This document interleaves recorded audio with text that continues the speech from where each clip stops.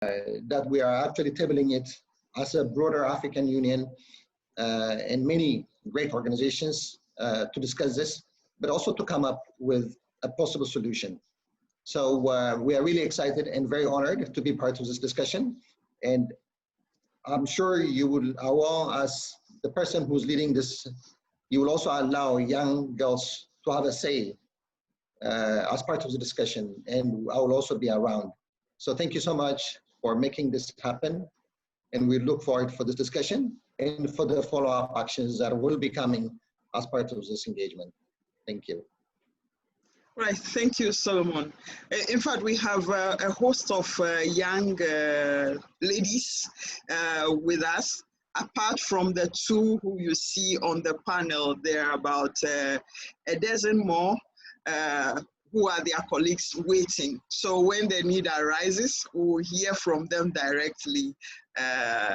Yes, so that is it. So it's not an adult conversation at all. Young girls are strongly involved in this. Thank you. Right. So I was thinking that an obstetric gynecologist will be on panel or on board by now, but I'm sure he's not yet connected. So I will be moving straight to connected, please. Oh, I'm sorry, sir.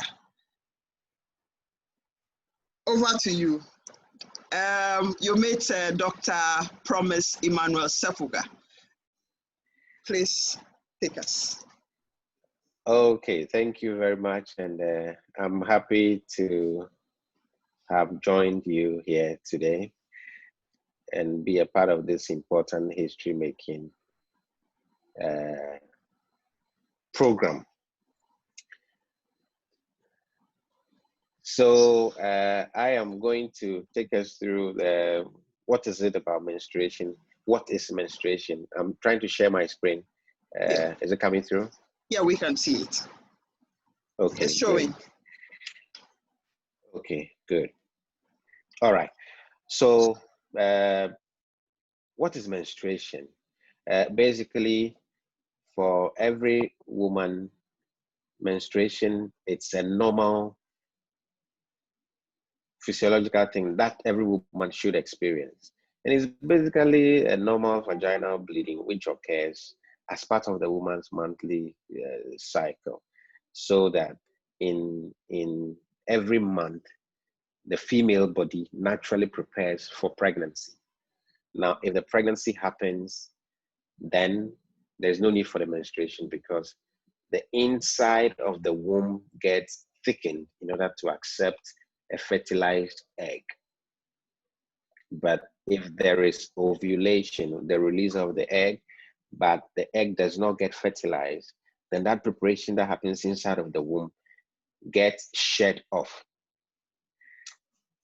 Once there is pregnancy, then that preparation of the inside of the womb is utilized, so it does not get shed off, which is why the earliest sign of pregnancy is the woman misses the period. So indeed, it is a normal thing, so that when the flow comes, it's a mixture of bleeding, blood, as well as a bit of the tissue from within the woman's inner lining of the uterus or the womb. Why should a woman menstruate at all? Every woman should menstruate because it is a natural, it's just a matter of, it's a natural, it shows that there's a normal function of the woman's reproductive system. So that it is rather if the woman is not menstruating that we should be worried. Every woman, as a matter of normal function, should menstruate. Every human being should make urine and pass urine. Every human being should eat food through the mouth and the food must come out through the backside. So every normally functioning woman should menstruate once in a month. So once the woman is menstruating, it tells us that the woman has, to a large extent, a normal reproductive function. It tells us that, okay, we're able to tell that, so this woman is able to ovulate around this time. So for purposes of planning or avoiding pregnancy, it helps us to get the timings right. It also must just happen as a matter of natural phenomenon, like I said, so that if it does not, then that's rather the issue. So what are some of the common things that can go wrong with this purely natural phenomenon? The commonest we are having to deal with every day in terms of medical practice is the menstrual pain. And I just think it's important that we touch on this menstrual pain because it's the leading cause of the menstrual illness globally. It is also the reason why, apart from the other logistics constraint, apart from the lack of access to the proper hygienic product, this is the reason why most menstruating women are likely to absent from work or from school. So some of the common causes of this menstrual pain could be pelvic infection, infection inside in the womb, infection in the woman's tubes, and infections that can also take place in the pelvis or in the ovaries. Heavy menstrual bleeding is another cause of a menstrual disorder, and fibroids are the leading cause of that. And these same fibroids can sometimes cause pain during the menses, and the fibroids are also an important cause of abnormally heavy menstrual bleeding. And there's another common gynecological condition we call endometriosis. And what endometriosis does is the cells that are supposed to be in the inner part of the womb get transported to other parts outside the womb. And so when the woman is bleeding from within the womb and the blood is coming out, there's some bleeding that is happening into the tissues inside her lower abdomen. And the blood irritates the tissues, and that causes a lot of pain. And a similar sister of that is what we call adenomyosis, where same tissues are found outside the inner lining of the womb, but rather inside the wall of the womb. And that also gives rise to a lot of pain during the menses. And so for the young woman who's having menstrual pain, you might not be able to tell what the cause of your pain is. But then if they report to hospital, we do our assessment, we're able to tell yours is as a result of infection, as a result of fibroids, as a result of endometriosis, or as a result of adenomyosis. And then we give the appropriate remedy for that. The other common disorder that complicates menses is the heavy menstrual bleeding. The normal thing for us is the woman bleeds between 2 to 8 days. It can be 3 days, it can be 4 days, it can be 5 days, it can be 6 days, it can be 7 days. Certainly shouldn't be more than 8 days. So if it's lasting beyond 8 days, we are worried. It is not normal. We need to find a cause. And the cause could be due to some hormonal imbalances, which women may experience from time to time. It could be due to commonly fibroids again. And there's another disorder where there's a little bit of growth inside the womb. We call it polyp. And that also is a common cause of bleeding, which is heavy. Bleeding should also not be less than 2 days, because it tells us that there is some deficiency in what we call hormones. Hormones are the natural chemicals produced in the body. The trigger comes from the brain to the ovaries, and then the hormone is churned out. It has to be in a particular measure for adequate flow of the menstruation. So if the flow is too less, too scanty, then we need to look out for some hormonal imbalance and correct it, and then it restores. Or if somebody's blood count is too low, it also makes them have very scanty menstrual flow.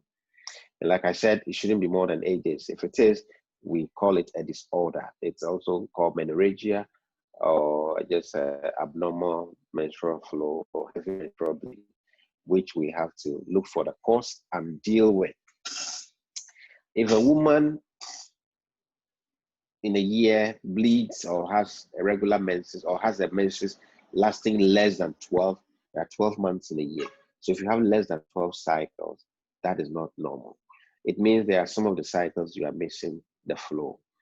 And that is likely because the woman did not ovulate in those cycles, and so the flow is not coming. And so if you have less than 12, it means the intervals are either getting longer than 28 to 35 days, or there are some months that the woman does not get a flow at all. It's a hormonal disorder commonly, quite apart from other psychological, environmental changes. For instance, A young student who stays at home gets the period and expecting the next one, by the 15th of the next month they get it, 15th of the next month they get it. Then she moves from home to campus and misses it the next month. Once we are certain that she hasn't become pregnant, we put it down to change in environment. That commonly also would cause the woman to skip the period. Once we get a history and we can be sure that that is the reason, no worry, we reassure you. Just make sure you don't get pregnant or you are not pregnant. We will do the pregnancy test to be absolutely sure. And then we just wait for it, it'll come. So point is that changing environment can also do that. When somebody is severely ill, the body is going through a lot of stress, it is also likely to affect the flow. Either it may skip or it may delay. Some people also use what we call emergency contraceptive pills. It's the hormones, so it is likely to also delay the onset of the flow, or it might make you skip it. Somebody goes through major psychological trauma, it might also cause you to miss the period or skip it or delay. Somebody also has gone through major surgery, or somebody has lost weight drastically for one reason or the other. Those are things that naturally would affect the regularity of your flow. So, but again, it is something that if you rule out all of these natural phenomena, then there may be the need to get assessed to be absolutely sure what it is, and then prescribe the appropriate remedy for that. And certainly, if you miss your period, you started having your menses at the appropriate age, 10, 11, now we see them even younger, because our young girls are leading a much more comfortable lives, not as stressful lives that would make them develop for longer before. Basically, they are comfortable. Wake up in the morning, from bedroom to bathroom, breakfast, sit in the very comfortable car, drive to school, come back. The body is a lot more prepared early, so they tend to have their menses early compared to most of us here on this panel who have to wake up, go look for water, go to the farm, so life was stressful. So the body was basically fighting for survival before settling down later on after 12, 13, 14 years to start getting physiologically ready for menstruation. So once the woman has started menstruating, it's supposed to come regularly. If it skips, we find a reason and see if it's something we have to deal with, or we have to just wait for it to come. Good. So what are some of the things that are needed to make the experience good as a normal function? One of the most important things is the menstrual hygiene. And basically, it talks about the appropriate absorbent materials. I bet we'll discuss that in detail, which we encourage the young woman or the menstruating female to change frequently, because naturally the vagina has a lot of bacteria. So the blood is coming from the womb through the vagina. So that blood is coming out, is blood, a part of tissue from the inside of the womb, and then it is mixed with bacteria. So bacteria is happy where there is blood. It will grow and multiply. So if you keep the material attached to the vagina or in the vagina for longer, you are setting up a party table for the bacteria. They're going to multiply, and that becomes an infection. And nobody wants that, because that infection then goes up the vagina, goes up the birth canal, goes back into the womb, travels into the tubes, and then blocks the tubes, and the young lady grows and then can't get pregnant because the tubes are blocked, because there wasn't adequate care during the menstruation. And then we also encourage you to take regular bath, 2-3 times a day. If you don't do that as a matter of routine, at least during the time of your flow, for the 5-6 days of your flow, do your bath more frequently. And then it's important to hydrate adequately. What is adequate hydration? In our part of the world, in the tropics, it's recommended that you at least 3 liters of fluid, water, juice, 3 liters in 24 hours. That is adequate. Minimum. The more you do, the better, for proper flow of the menses, as well as proper normal healthy functioning of your body. So I'm happy to see other panelists sipping their hydration. I pray to something healthy they are sipping. Then, if you experience mild cramps during your menses, once we have ruled out possible causes of infection, fibroids, and other important things, just adequate regular pain medicine, paracetamol is good and effective, and then there is no major concerns of side effects for us. And then some people, by way of their makeup, would suffer some hormone-related emotional disturbances in the course of the flow. Once this is known, those of us close to them, partners, parents, friends, we understand it, and then we offer them the necessary support, what we call psycho-emotional support, to make that monthly experience both pleasant and less stressful. Yeah. So basically, all I've been trying to say is that the inside of the womb is prepared to accept the pregnancy. Pregnancy is the egg is released, the sperm is released here during the unprotected sexual intercourse. The sperm travels up to meet up with the egg. Pregnancy is formed here in the tube. It travels down to settle here because naturally everything is coordinated. So when the egg is released, but there is no fertilization, that thickening that has happened here in preparation to accept the shed off, and that is what comes off as a menstruation. And that is why we say if the flow is coming, the blood is coming through the vagina, there's every reason to keep it very healthy, because if you keep the sanitary material for too long, bacteria develops in it, and that bacteria has ready access to the inside of the womb, into the tubes, and we dread them infecting the tubes and compromising the woman's future reproductive function. In conclusion, menstruation is a very normal physiological female function. So it is still without social problems, the stigma and all the other that my other co-panelists are going to talk about. So women everywhere in this world need to ensure that we promote access to menstrual health. It's everybody's call of duty. Every little chance we get, put in a word. And like Awo has been doing and got me to be doing as well. Kudos to all of you, and I wish all of us the best, and pray that our voices can reach as far as it can to promote health for our women and young girls. I will end here and say a big thank you. Right, thank you, Dr. Sefuga. Dr. Sefuga is a consultant obstetric gynecologist at SHIP Specialist Medical Center, and he also served on Child Online Africa Advisory Board, specifically for menstrual hygiene management. So yes, thank you. I would like to inform that the program is streaming live on Facebook as well.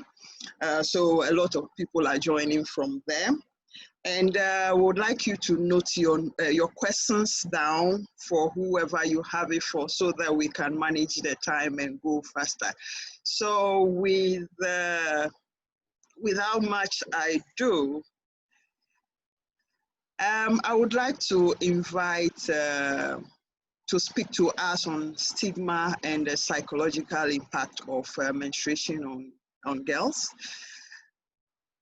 George Ampreshum is a development partnership professional with 5 years experience in developing systems and processes for students. But aside that, before his current role in Ashaniga Foundation, he has been involved in a number of work with the Africa Leadership University, where he supported nationally more diverse students body across Africa to develop their professional needs and placements.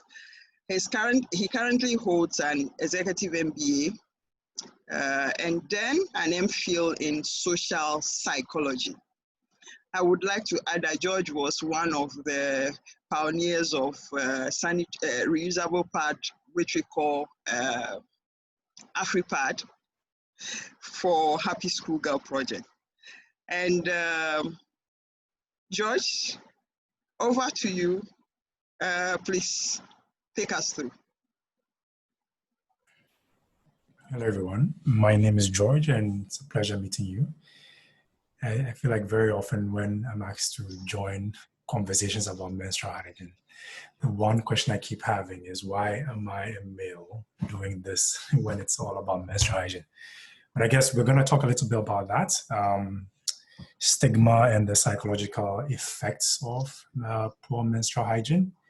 I mean, very easily, especially from a psychological, I'm going to talk a little bit from a psychological background, is anything that is entirely different from what we are used to, or things that we are unable to explain effectively, brings a lot of questions in our minds.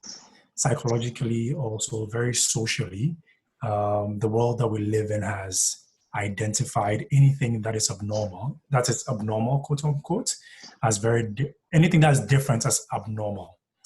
And this is basically based on the fact that people are unable to fully explain why specific things happen, even though this seems like a very natural bodily process. And when we talk about menstrual hygiene, to be specific, it has gained a lot of public interest as a health issue, solely because over the years, there have been a lot of stigma attached to the concept of menstruation. And the concept of menstruation is not just stigma that has been defined by institutions, but also defined by society and the basic fabric that we exist within. So when we talk about religion, menstruation has been seen as something that is somewhat dirty. And I use air quotes all the time because that's not exactly what it is, right? But that is what it has been defined to be. If you look at the scriptures, even within Christianity, a woman who had menstruated was deemed unclean. If you looked at it within a variety of religions, from Islam to a couple of other religions, women were seen as unclean because of menstruation, because of this natural bodily process. And very often they were excluded from a number of things. In some countries, so I live in Japan, and based on my readings, there have been instances where women are excluded and given the option of taking leave during their menstruation. Women are pushed to not even worship because of menstruation. So there's been a lot of stigma that has been attached to it, either through religion, either through society, and women have been pushed from a young age to hide this process that they go through. And I remember growing up, and when I was in 6th grade, and a colleague of mine, I think, experienced her first menstruation. And you could imagine the fear that was in her eyes. She was scrambling to find something that she could use to double. So I think the biggest thing was because there's the stigma about males and how we see menstruation to be. All these things have a very adverse effect on our makeup or on how we see the menstruation, and even how we doubt ourselves with menstruation. Very often, women from a very young age, from a very young age, psychologically begin to feel a sense of shame solely because they are going through this very natural bodily process. But they feel this sense of shame because society has made it inappropriate to have your menses, or deemed it wrong to have your menses, whether intentionally or unintentionally, through whatever processes or through whatever design of the institution has been. And by feeling shame brings a lot of insecurity. And insecurity, shame, anxiety bring with it a lot that seem to stem or affect us psychologically. So we think about how we process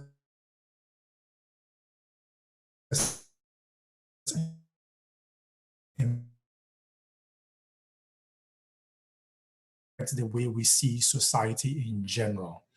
We've seen shame, insecurity, anxiety And the fear of just being stigmatized affects growing young women or girls.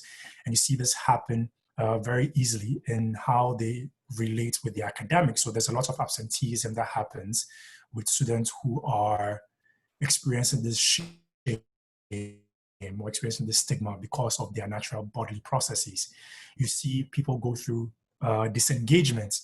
And during that specific period, you see people start to draw away because very easily, you may have heard from the previous speaker that during that time, there's something we call post-menstrual syndrome.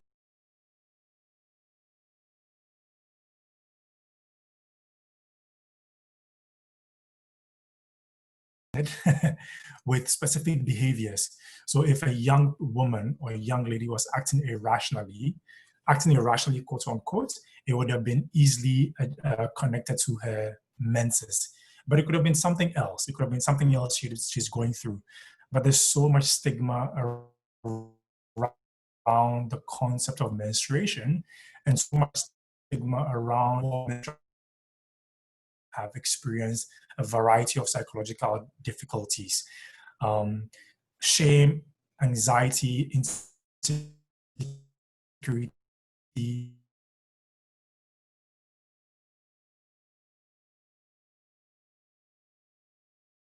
and the goal here, and when I think about the Happy Schoolgirl project, is to change the idea of what, or change the traditional idea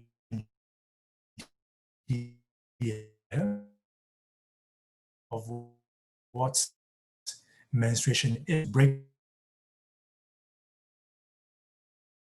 movements, and especially of other movements, is to make people to realize that menstruation is a natural bodily process, and we need to embrace it as something that happens naturally, and not stigmatize young women or put them through a situation that they would have to feel these different psychological or I lose the word, but go through these different states of mind that affects them drastically. So there's a lot that we can do in terms of understanding how the concept of poor menstrual hygiene, but also the stigma around that affects young women in general. And the goal for us is to make sure that we break those barriers and drive a more a deeper understanding of the natural natural occurrence or the nature of menstruation, so that we can probably, in one form or another, allow our young women to live freely and live as they can, so they can accomplish the best that they can in the best way that they would be. Thank you all. Right. Thank you, Owura and Prechu.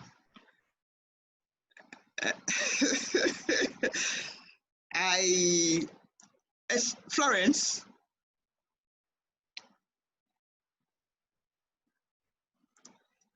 I don't know if Florence is on yet, because she was supposed. Are you on? Yes. Right. Okay then. So Florence is the acting director for the Department of Children under the Ministry of Gender, Children and Social Protection in Ghana. She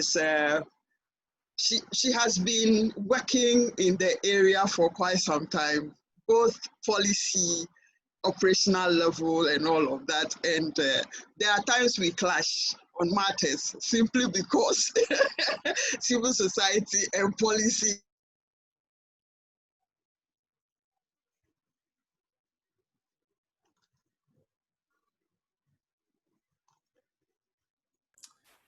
You're on mute. Sorry, I don't know how it went on mute.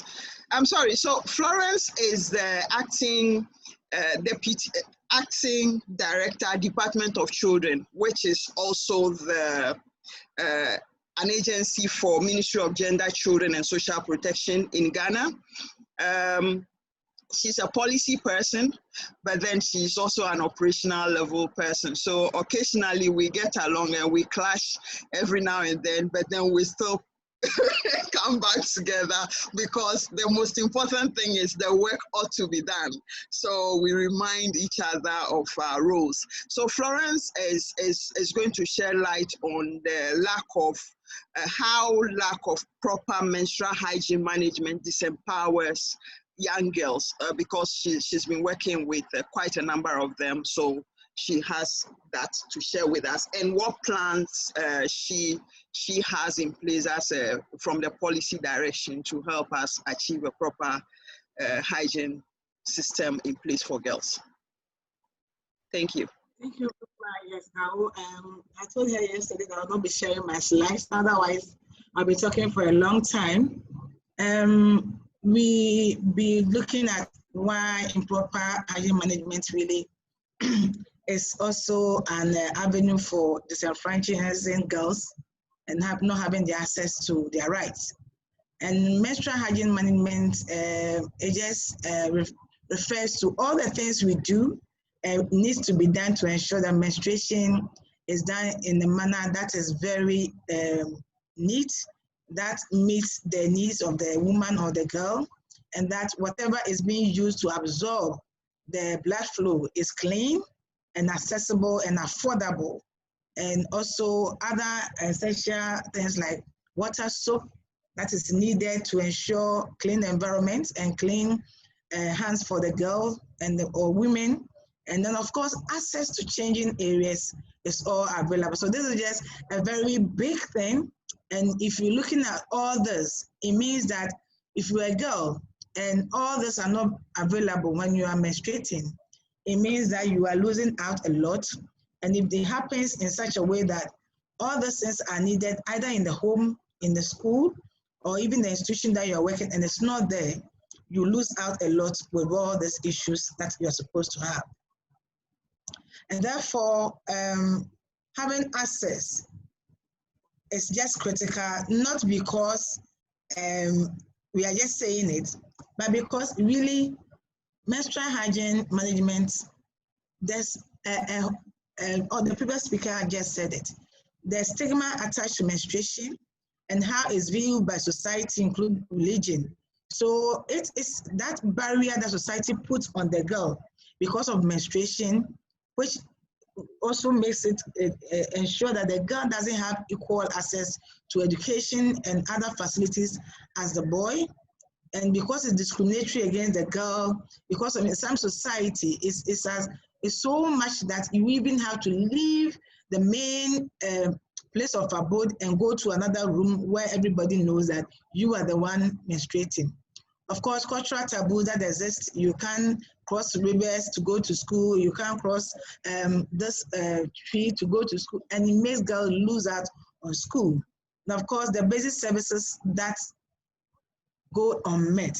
I mean, the lack of clean environment, the lack of water, the lack of the expensive nature of the tools that are needed to ensure menstruation is not done in a clean environment is really there. It's a human right, and it's in line with all the conventions we ratify as a country. And it's, of course, it's a biological fact that we cannot run away from. I just had wanted to share this slide. I don't know whether I'll have the opportunity to do it because I was trying to avoid sharing my screen, but it's a slide, okay. I'm sure you're a co-host, so you could share. Okay. Somebody is using the screen at the moment, so if the person can, a host disabled participant sharing screen. Okay, fine. Okay, let me just go straight to what I have. This is some figures that we pulled from the MS, the 2009 edition, 2020 edition that we have now. No, as at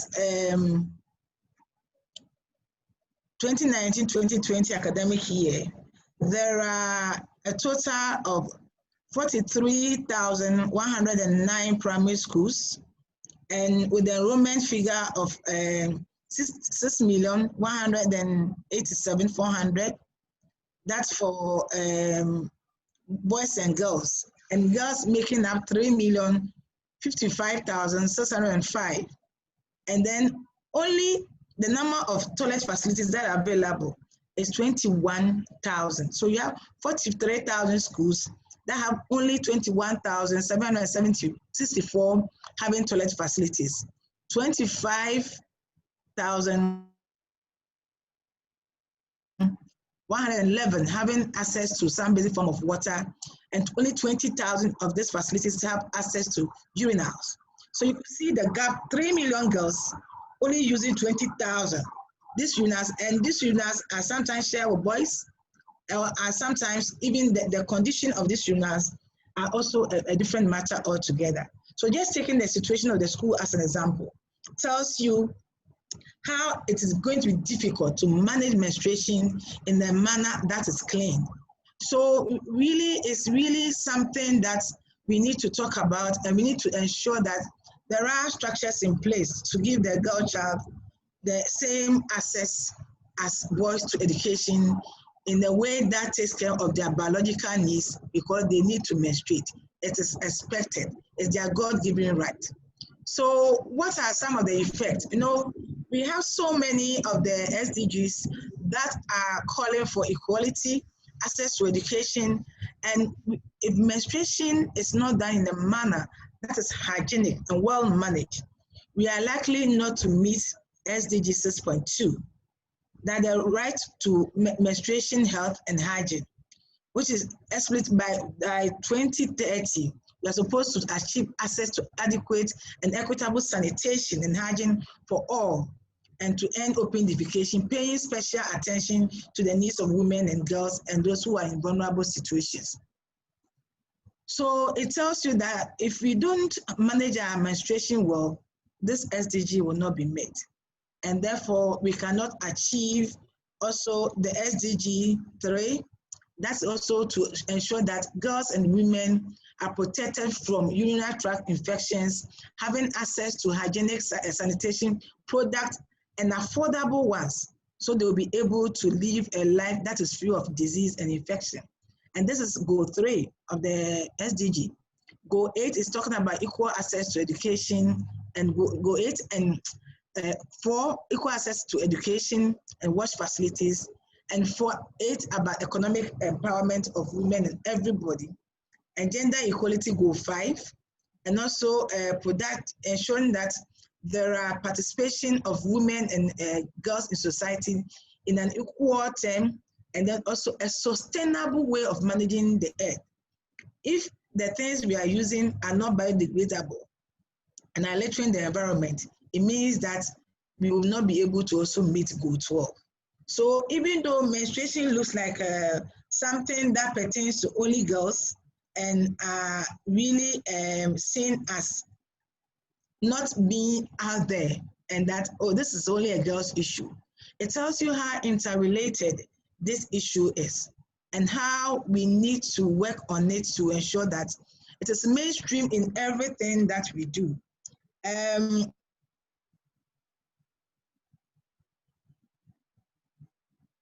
Awo was talking about the fact that what do we have in place? Currently, there is a menstrual hygiene plan, especially by the chef of Ministry of Education, to look at how they will incorporate menstrual hygiene in the school environment and to ensure that schools have access to clean and affordable clean water.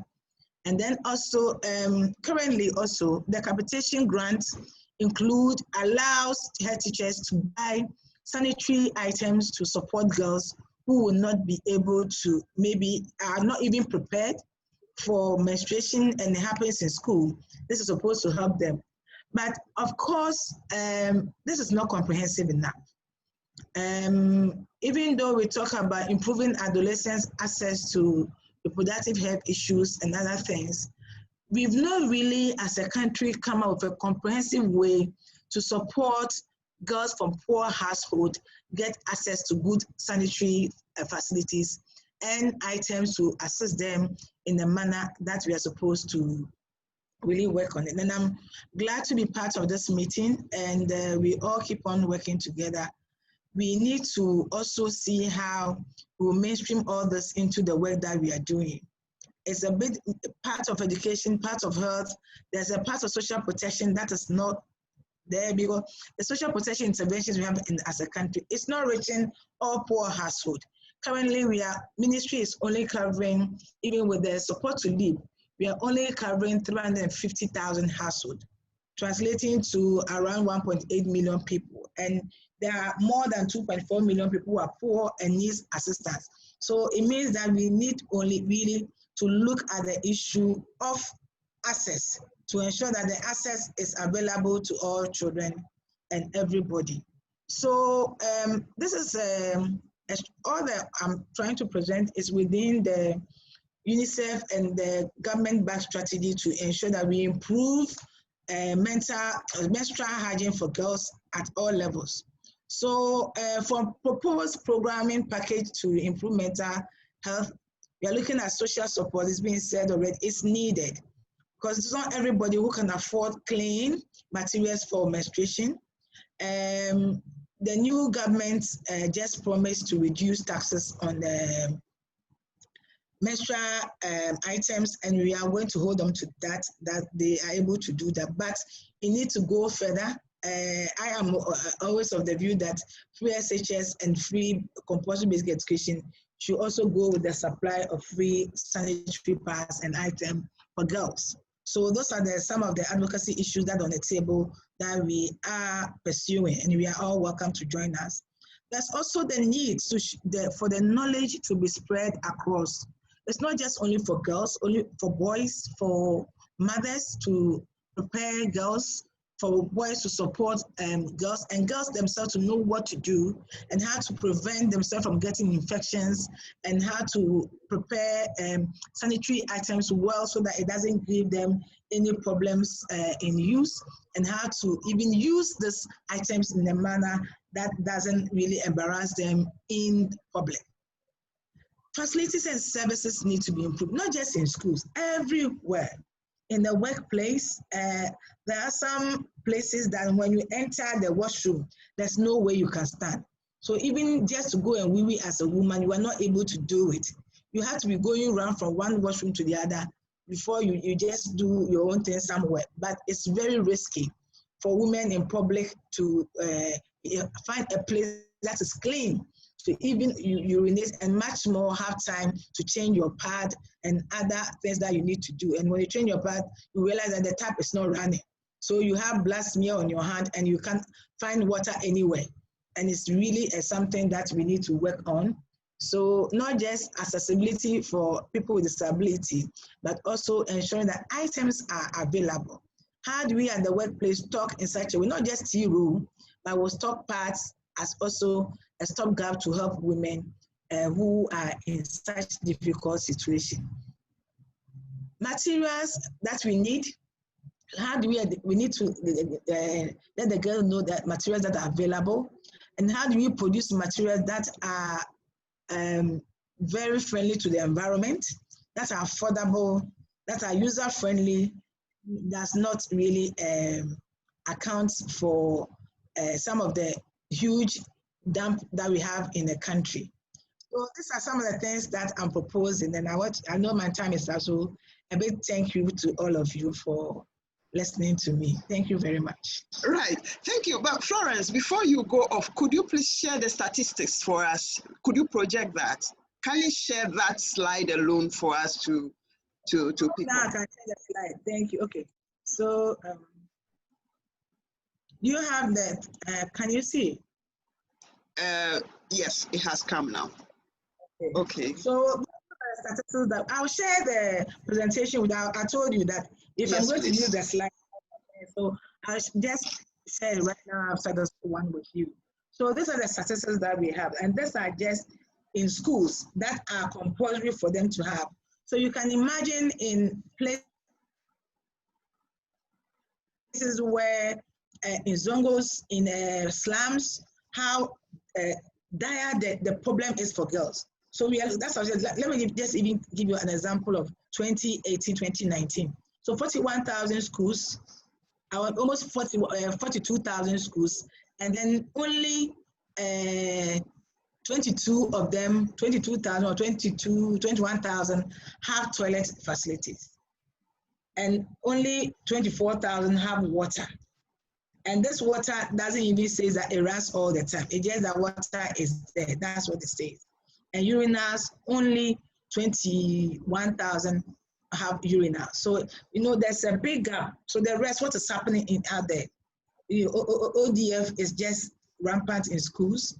And even the cleanliness of all these facilities affect how, because I can remember when we were in JSS, the nasty nature of our washroom, there's no way you could go and go. So sometimes you have to go to the headmaster's office to change yourself. You have to go and tell the madam, they were not called guardians and counsel. There was a madam you tell, and the madam will go, allow you to go and stand in front of the headmaster's office for you to change your pad.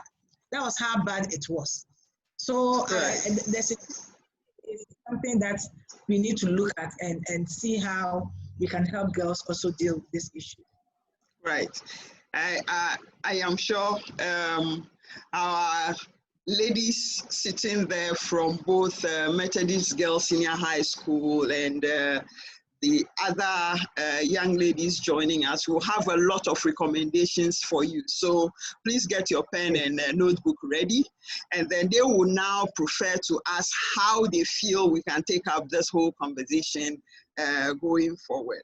So thank you so much, Florence, for that insightful presentation. So we're bringing it all together now. You spoke about the fact that there has to be knowledge shared when it comes to menstruation.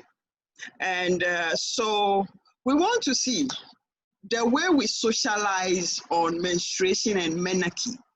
Does that lead to some sort of exposure which can result in early marriage of girls or not? Or are we doing it right? Or can we find a better way of doing it? So that said, I would be inviting our last speaker before the panel discussion. Audrey Anderson-Decker is the Chief Operating Officer for BGirl, a social enterprise that takes a design-driven approach to menstrual health and hygiene. As the Chief Operating Officer, she manages all aspects of day-to-day operations, including sales and partnership, global programs for girls, and communications. Audrey is a specialist in gender-sensitive, girl-centered methods with 10 years of experience in program design, implementation, and measurement.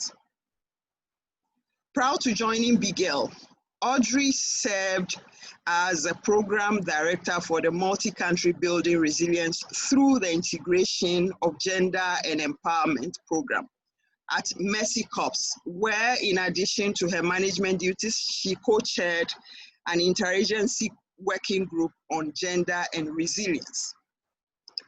Audrey's previous experience includes overseeing a 10 million portfolio of adolescent girl focus program at Plan International USA. Audrey is a co-author of Advanced Language Lessons for the Well-Trained Mind Press. And she holds a master's degree in International Education and Development Studies from George Washington University.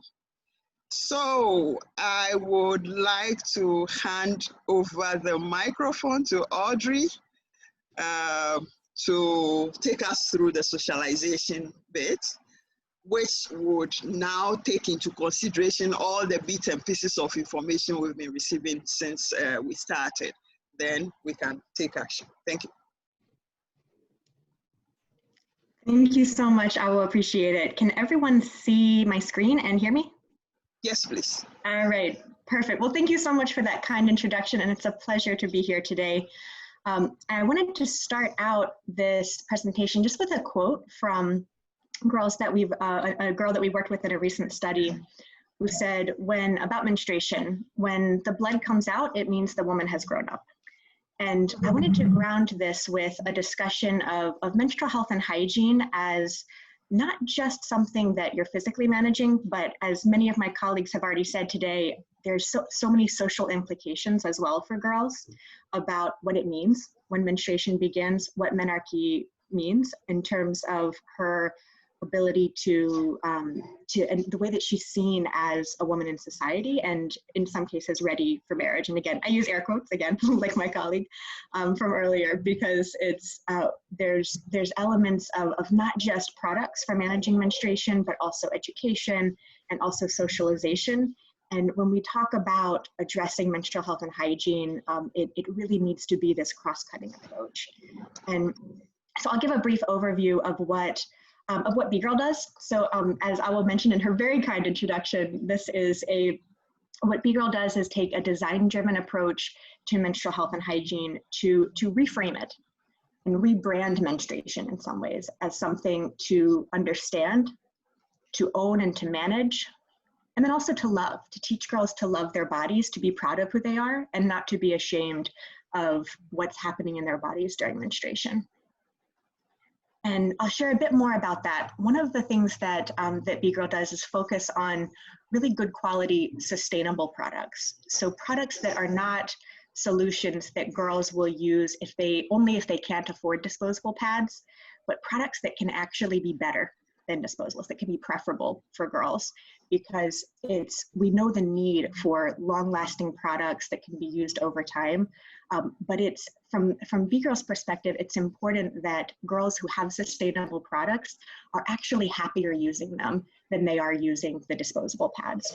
And we do that through a few different types of product options. A menstrual cup, which I think many might be familiar with. It's a product that goes inside the body and collects menstrual blood. We also have a washable pad. Sorry?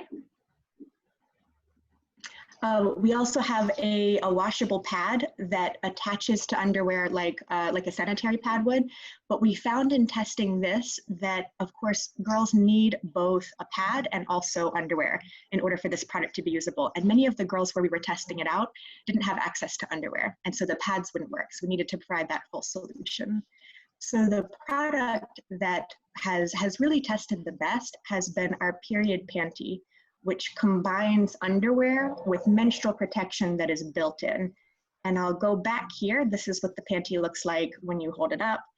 And these are girls from a pilot that we did in Ghana who are testing out putting absorbent material inside the panty. So it comes with a leak-proof bottom and a mesh top, and they can insert material into the panty for absorbent flow, and it collects as much blood as at least 2 pads worth would, so they can wear it all day at school and feel comfortable.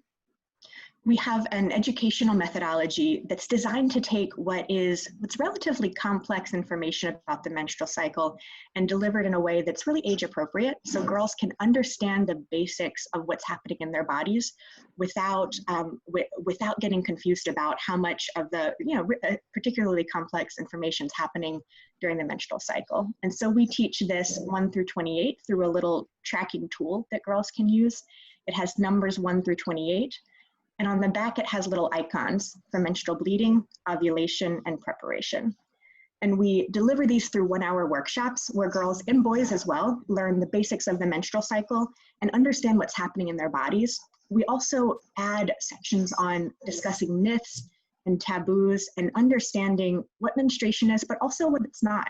It doesn't necessarily need to carry some of these greater implications about being, let's say, ready for marriage or ready for pregnancy. No, this is just your body practicing. This is your body practicing for when you grow up, and maybe you get married and maybe you have children then. And so teaching both the basics of what's happening, but also dismantling myths and taboos can help to reduce a lot of those barriers that girls face when they're menstruating, but also with the way that society is approaching girls at menarche.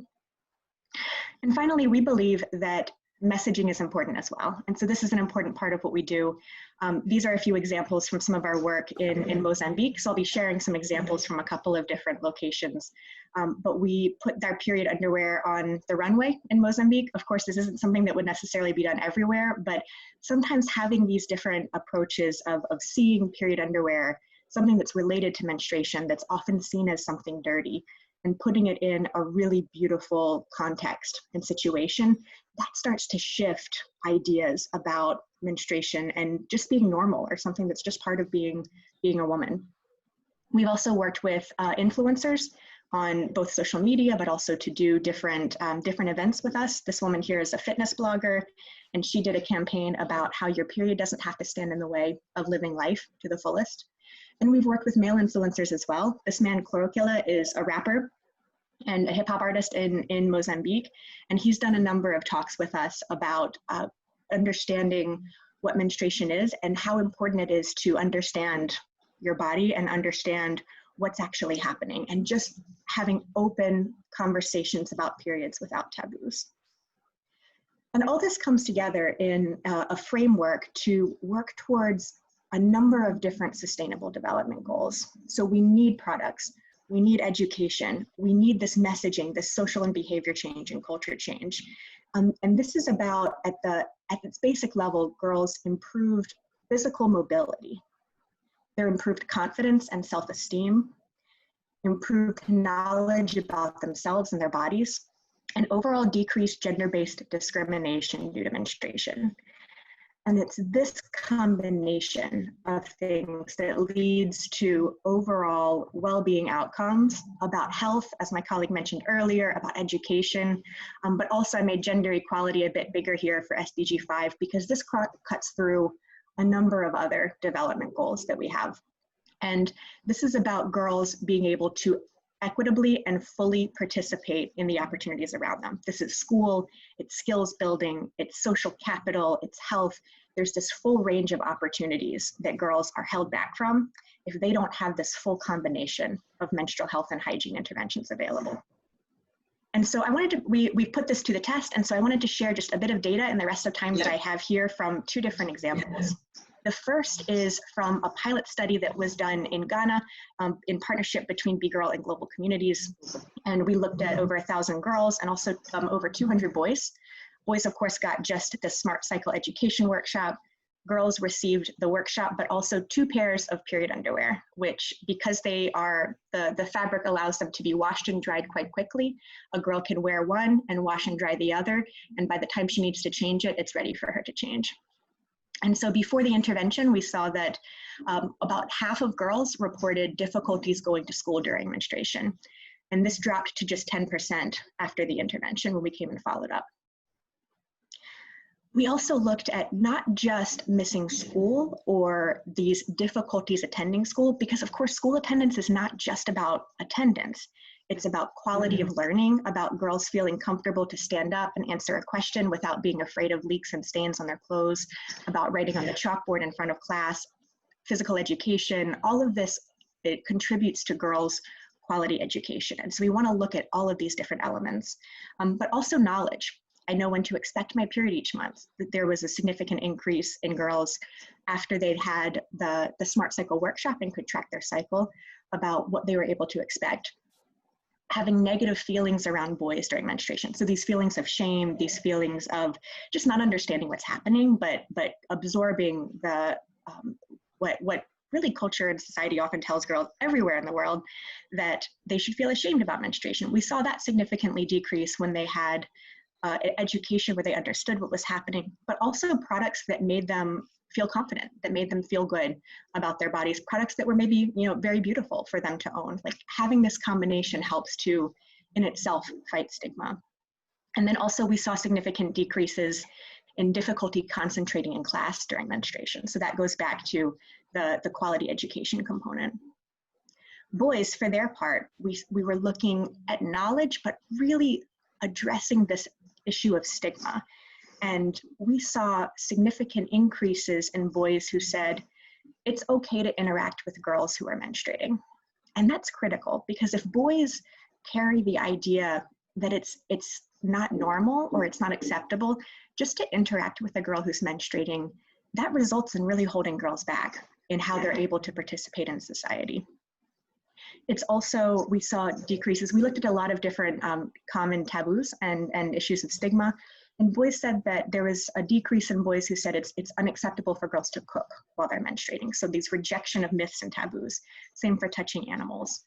And then we also just saw overall, 88% of boys said, I feel more comfortable interacting with girls who are menstruating after just a 1-hour workshop and following up several months later. And I wanted to share just a bit more because this is a very recent study. This is from Mozambique, so from a different cultural context, but this was done very recently in partnership with Plan International, B Girl, and UNFPA. And this was a qualitative study that we wanted to look at, dig more in detail into the issues of stigma, but also within the context of COVID-19 and how that's affected girls' access to menstruation. And this study is actually released this week, so it's available right now. Yeah. Online for anyone to take a look at. And we saw, of course, here that COVID-19 has made it much more difficult for girls to access commercial sanitary pads. So this access to disposable pads that have to be purchased every month has been made quite challenging because of the overall economic constraints for girls about the prices that have increased. This was a finding we had as well. And specifically here, that we had one girl who said, now with COVID-19, it's more difficult for girls to access products. There are certain moments that we ask our dad, I want a pad, and he says, at the moment I have no money, and the only money I have here is to buy food, or just wait till next month, or wear your cloths. And so we've seen that this burden of purchasing pads every single month has just been made more and more difficult because of the economic constraints, also disruptions in supply chains. There's just fewer pads available and they're becoming more expensive. So these constraints that the whole world is facing right now due to COVID has made it really even more evident that disposable pads can't be the only solution we rely on, that we need sustainable solutions, and we need solutions that girls prefer, that they want to work, not just that they're using because they can't have disposable pads. And so a couple of the results that we found, this combination of period panty and the Smart Cycle workshop contributed to removing some of the barriers that girls were facing to their participation in society. And so we have two examples here for different girls. One girl said, the workshop changed some ideas I had that were wrong. For example, when I'm on my period, not wanting to talk to people, staying in my corner alone. This is about access to participating in society. And what was keeping her back here was stigma. And it was not understanding what was happening in her body. And this is coupled with, a different girl said, another thing that helped me were the panties I received. And now I can play a game, it's an outdoor game with boys, mata-mata, and I can ride my bike. And so we see that it has to be this combination of education, information, but also products that can address these barriers that girls face to participating in life. And so you've got a girl here, she's wearing her Smart Cycle necklace, and behind her, she's got her period panty, and then the towel that goes in her underwear is drying on the line here. And you can see that because of the design of the products, there's no, you don't see the stains and you don't see any leaks or on the products because of the color and because of the fabric. And so girls can feel free to dry them outside. This was also an important point I mentioned at the beginning. At baseline, girls said disposable pads are my favorite. But at follow-up, they said we prefer the period panties, we prefer the sustainable underwear. And this is really important because we believe that girls deserve the best possible solution that we can deliver to them. They should have the highest quality products that are available, especially girls who have little access. They should have the best quality products available so that they can last them for a long time and that they don't have to worry. And so we've seen girls, again, at the follow-up who said, I haven't seen panties like this before that have combined period protection in one. I can use them with a cloth and feel comfortable, while a pad is unreliable because sometimes I can have it and other times not. With the panties, I don't have to wear it anymore and they're comfortable. Another girl said she felt free with them. And this was put to the test further when we asked girls, if you had to design a kit to give to other girls in their community to manage their periods, what would you put in them? And all of the girls said period panties. Many of them also said cloths. And then there was a list of other things. Soap buckets, some also wanted disposable sanitary pads, and many other hygiene items to go in the kits. And in the last couple minutes, I'll talk a bit about boys' responses here. And with the educational workshop they received, it helped girls and also boys as well to reject stigma and taboos that existed about menstruation. So a boy here said after the workshop, I'm no longer afraid to sit next to a girl who's menstruating. Or it's just normal now for me to see a girl on her period. And this shift to normal, this is something that we saw across a lot of our focus groups, is after understanding what's happening in your body, or understanding what's happening for a menstruating girl's body, it just becomes normal. And that it seems like a small thing, but it's a really powerful thing to talk about something that has been couched in so much shame and also connected to the socialization of girls being ready for marriage and growing up. It's just something normal. It's just something that's happening in the body. There's something very powerful about that shift. And then finally, this approach of education about the menstrual cycle that includes understanding ovulation and understanding why the menstrual cycle is happening. Boys say that they would feel comfortable talking to in this case, I would feel comfortable talking to my future wife about having children. If she denies it, I will not force her. I did not think that way before the talk. I did not think anything about it. And so having this understanding of the menstrual cycle, even at an early age, helps to build a foundation of understanding about reproductive health later in life. And so you've got a girl and boy here who are both have their smart cycle necklaces that they're showing off about how to track the menstrual cycle and just talking openly and normally about it. And so I wanted to say thank you so much for having me and wrap up today, and really looking forward to the panel presentation that's coming up. Thanks so much. Right, thank you so much, Audrey. When you were presenting, George was smiling because I recall in 2015, he was the first person to receive the call from Dinah, and then we took it up, and then a lot of things happened before I became the brand ambassador. So yes, he was recalling how we were so excited about the product, and I mean, it's just fun. So thank you for bringing that perspective to bear on this discussion. And so we are now moving straight into our panel discussion.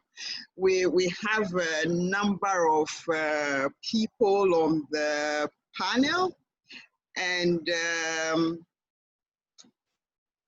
I'm trying to pull out my notes. So I'll start from the gentleman on the panel. So he's a mentor and a teacher at the Methodist Girls High School. And he's a Global STEM Alliance training facilitator as well. So Mr. Ben Amwaku is one interesting male teacher I came across who seemed to be so biased towards girls' education.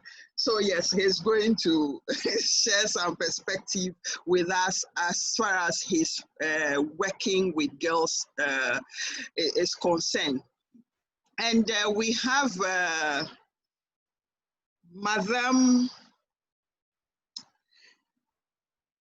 Louisa Amwa. Madame Louisa Amwa is a teacher with the Ghana Education Service, but very passionate about girls and their education. And that led to her starting what we call Girls Shall Grow Initiative. So Girls Shall Grow Initiative focuses on menstrual hygiene, teenage pregnancy, and other issues related to girls. So she's our second panelist. Good to see you, Madame Louisa. And we have the dynamic woman who has been working with the Ghana National Association of Teachers. And she's also the headmistress for one of the schools in Ghana. And in fact, she's done a number of things in girls' education and as far as our projects are concerned. So she's in the person of Madame Evelyn Amponsa Kansa Menu. Her name is a sentence, so I take my time to pronounce it. So good to have you, Auntie Evelyn. And yeah, good to be here. Yes. Hello, everyone. Yeah. I also have here one dynamic young woman who started an initiative aimed at grooming young girls with a special focus on menstrual hygiene. She's Nanaya Afrakuma Amwakubafu. She's also joining us on the panel to share some of the things she's encountered in the field as far as her work with other young ladies is concerned. And I also have two young women, young ladies, supported by about a dozen or more of other young ladies. So I have here Annie Adobia Ofe. She's the girls prefect for the Methodist Girls Senior High School. Am I correct, Mr. Marco?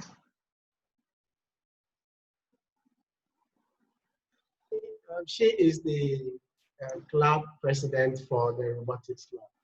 Okay, so she's a club president for the All Girls Robotic Club at the Methodist Girls Senior High School. And we also have Nanama Abuaji. So she is also from the Methodist Girls Senior High School.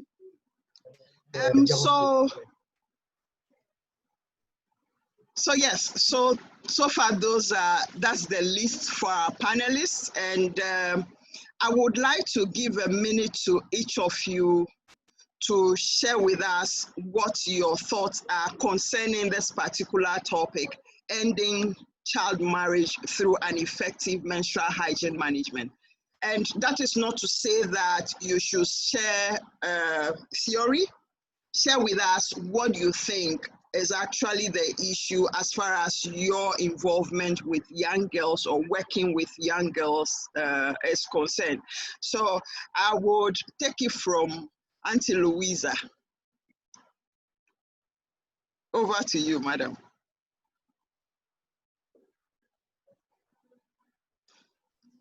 Thank you very much, Auntie Au. It's great to have me here. I'm glad to be part of this whole organization and this whole section. I must say that I've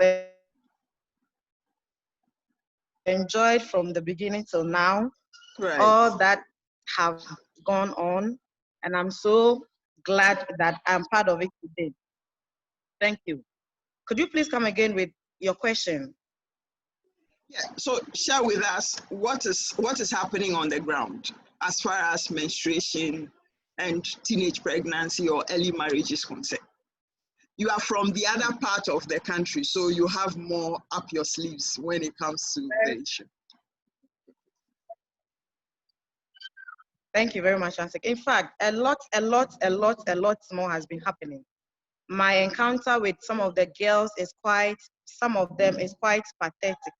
And it looks like no one is doing anything about it.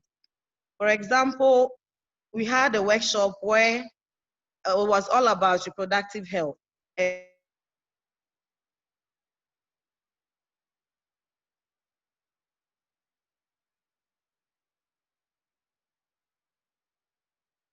And whilst we were talking, one of the girls said, Madam, you are just talking. You don't know what we have been going through. Boyfriend, what are your parents doing? My parents say they don't have money. I have stuck to going to my boyfriend every time I'm in my menses to get money for pad. And sometimes he sleeps with me. And I'm okay. I was like, are you okay? He said, I don't have any alternative. This is very, very disheartening and sad, you know. Sometimes issues must be addressed the way they are, but it looks like this is not really helping a lot of girls. Some of them have no option than to fall prey to these young boys or men who take advantage of them because of just a sanitary pad or something to keep themselves clean during their period. And it is quite bad. Sometimes too, these men get them impregnated, because you can never know when you are even in your cycle. They don't even know much about their cycle. They keep going, all because they know that at the end of the month, you get something to buy sanitary towel. She gets pregnant in the process, and the next thing is you have to buy force.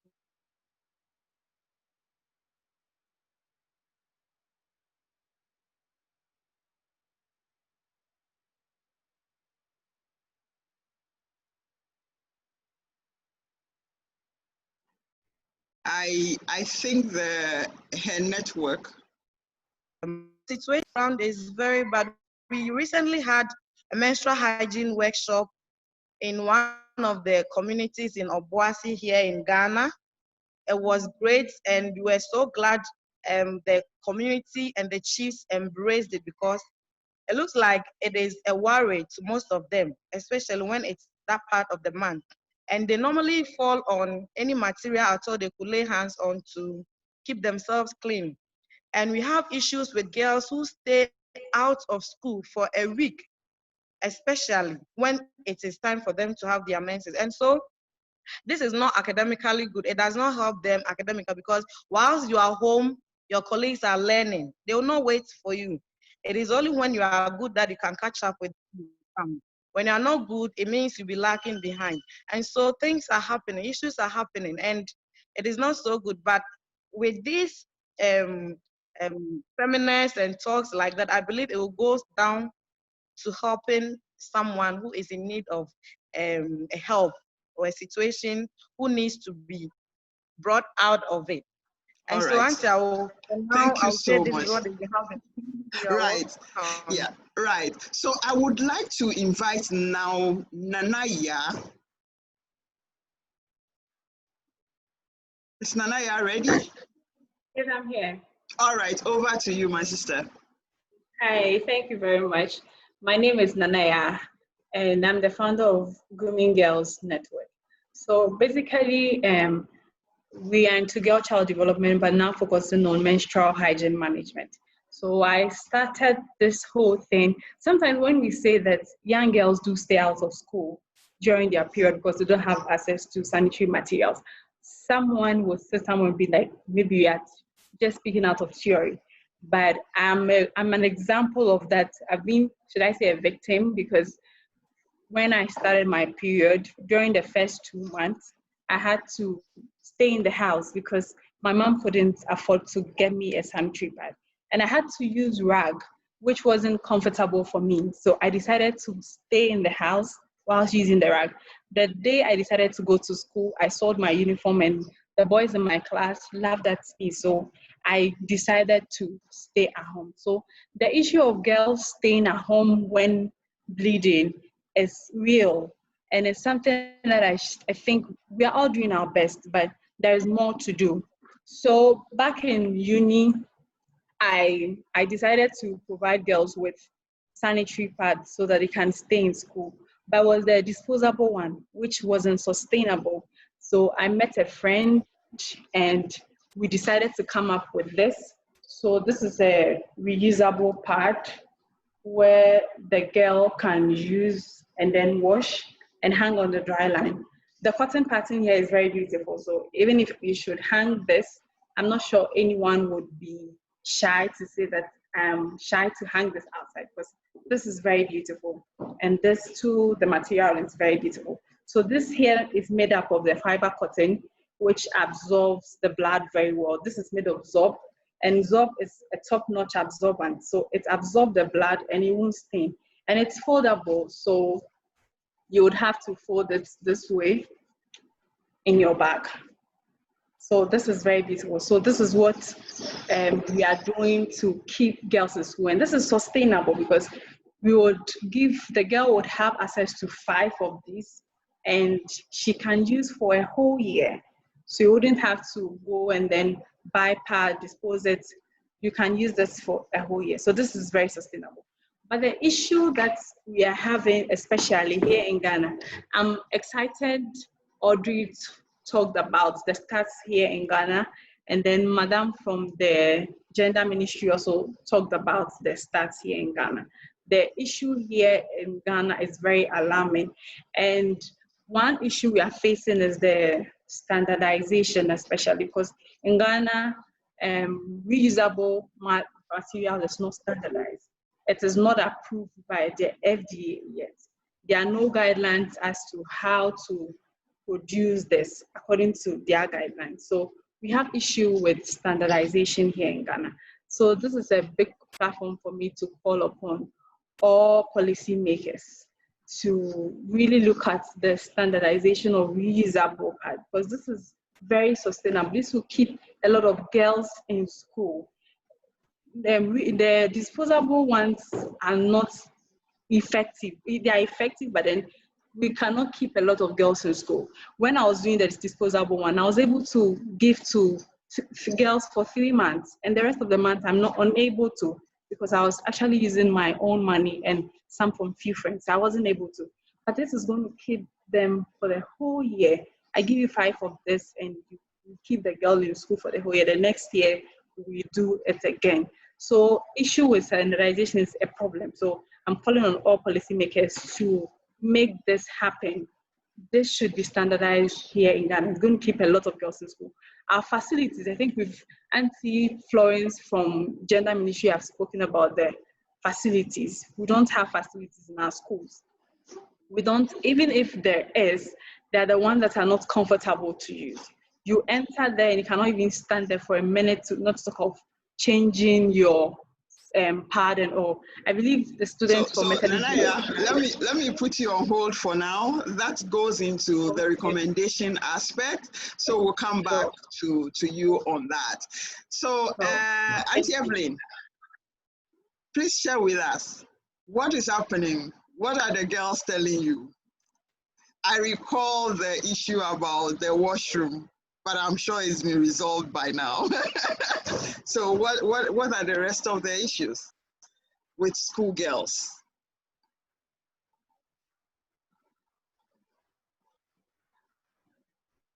Your microphone is off. No, it's on. Okay. Yeah, as I said, growing up as a girl and also my experiences with my students, I've come to realize that menstrual hygiene is everybody's business. Because if you look at us in Ghana, in terms of our population, you realize that the female population is the highest.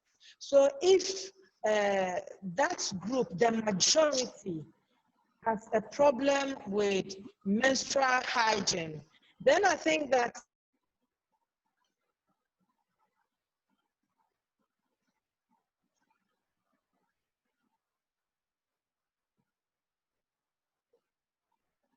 have we lost her?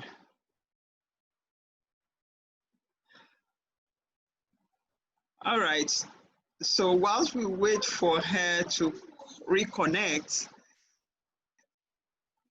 Annie, would you mind sharing with us some of the things you've heard your friends talk about, or some of the things you've witnessed yourself in school?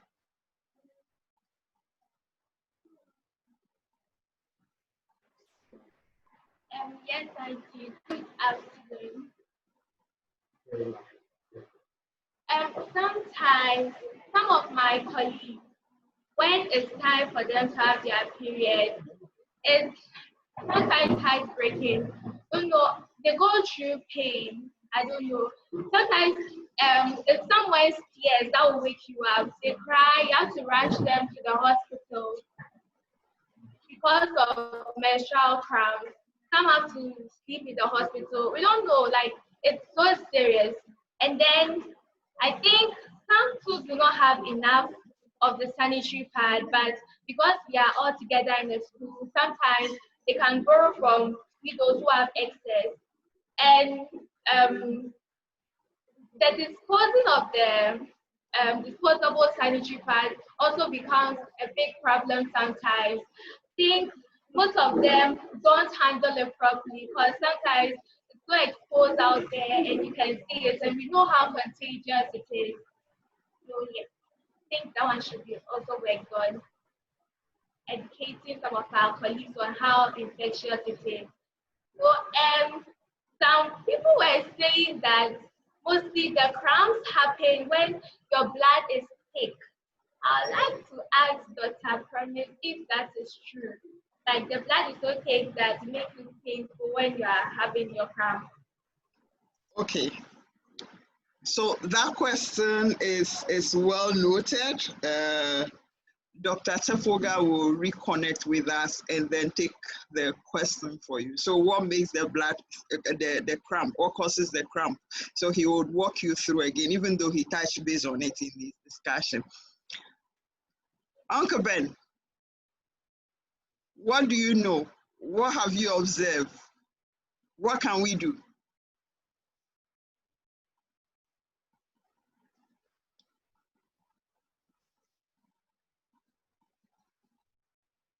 Am I online? Yes, you are. Okay, Auntie Evelyn is back. So please, over to you. Continue.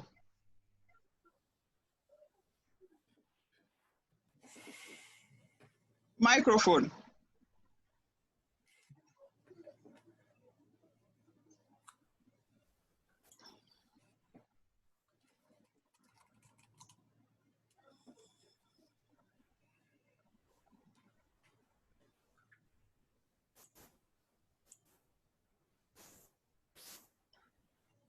Auntie Evelyn, please, your microphone is, yeah, right. Can you hear me? Can you hear me now? Yes, please. Okay. So as I was saying, some of my girls are from a very conservative families that are so religious when it comes to taboos associated with menstruation. You see, so there is nothing like education at home where the girls are free to talk to their parents. So interacting with them, one of the girls said, "Madam, it's so easy to talk to you. I feel like I can tell you everything.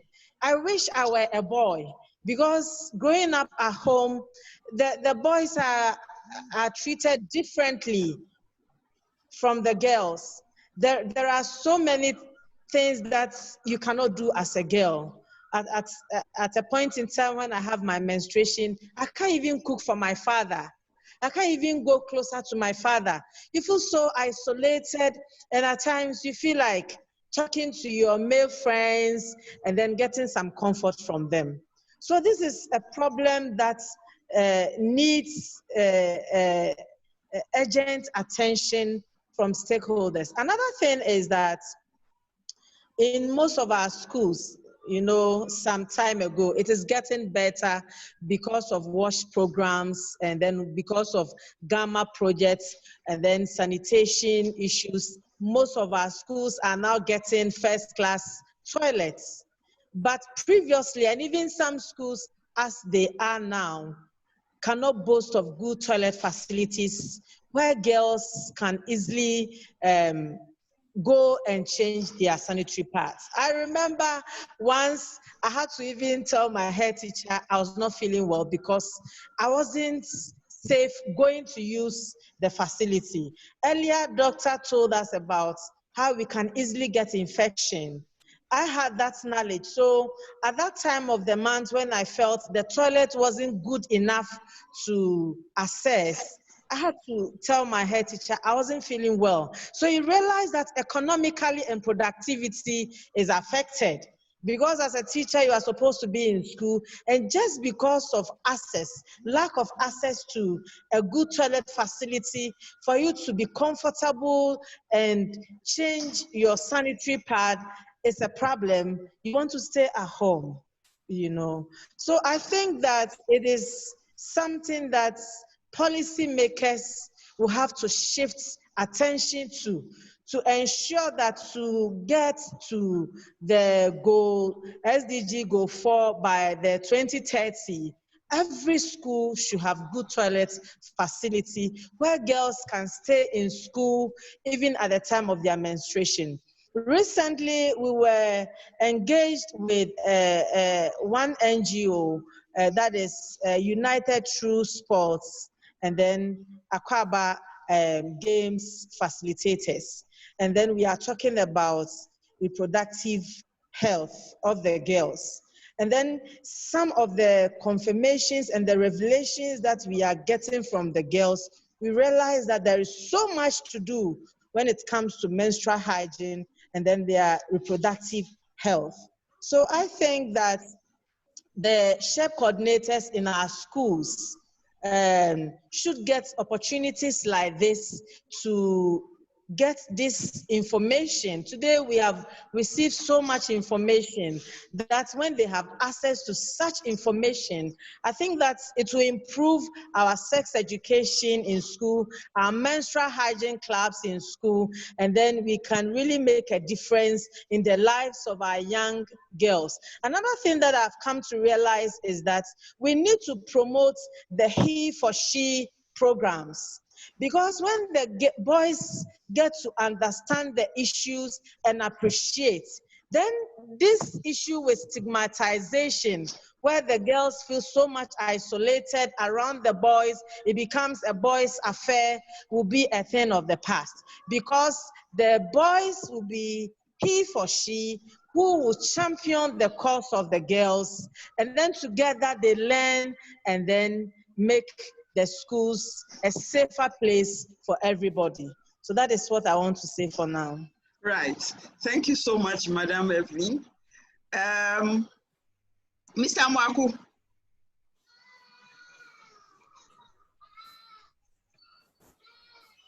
Good afternoon, many thanks for this opportunity.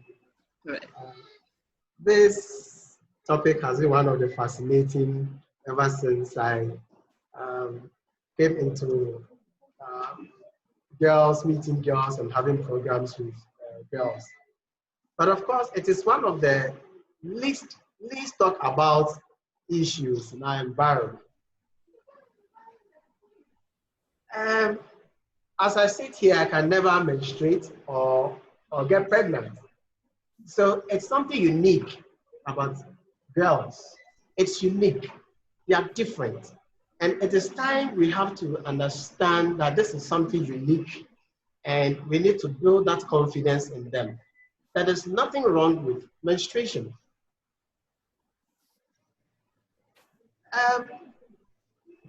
Auntie Awo, I'm sure if I were going to the shop to buy a few toiletries, you may ask me to buy you some few rolls, some paste, soap as well. But it will be very difficult for you to ask me to buy you a sanitary pad. It wouldn't be. Well, but thank you. But that is what goes on in our society. It is very, very difficult to talk about. Why should sanitary pad be a problem at home? In my house, yes, I have, once in a while, I have nieces and young girls who live with me. And the biggest shopping when it comes to sanitary toiletries is sanitary pads in boxes. Because these are things that we least talk about. And for that matter, we don't help these young ones. It is something we have to allow them right from day one, that this is very normal of you. It is okay to keep one. It's okay. It is very okay. And because we don't do that, policy makers don't see that as important. If every child or every student or every home knows that menstruation is part of every girl's life, then they begin to make that or attach some kind of importance to that aspect of life, and then also making these sanitary pads available. And because we don't do that, just like doctor said, they are not able to open up. And for most of the time, until they get crisis, they will not speak, which is not good. Audrey also did talk about, because of COVID-19, the home cannot afford sanitary pad. But this is where we have to understand that if you have soap at home, if you have paste, if you have tea roll tissues, sanitary pad must also be made available. It should always be available, all time, every time. So I don't even see this as a topic. It should be something that has to be part of us as a society. So that is what I feel about menstruation. Right. So what is your call to action now? You are speaking from a man's perspective. What will be your call to action for fellow men as far as menstruation is concerned? Yes, so the very moment you give birth to a girl child, by age 9, 10, this is something you should know happens. And it is the responsibility of every parent, especially the men, to know that these are part of the young girl's lifestyle. And for that matter, everything we need to do, right from education, making whatever needed available, if it is water, if it is sanitary pads, everything available. So the education aspect is one key thing we need to look out for. From the home, from school, every environment, everywhere. So we need to educate, involve more men, just like Madam Evelyn said, the he for she concept. So we have a lot of men speaking up on the issue. Annie, no, Nanama, sorry. Nanama, what do you have to say? Okay, good afternoon. Good afternoon. I think there are two major problems that we need to address right now, and that's education and nutrition. Speaking of education,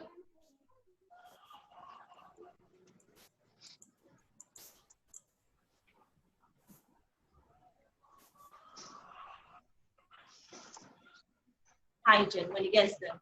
So I think it should be addressed.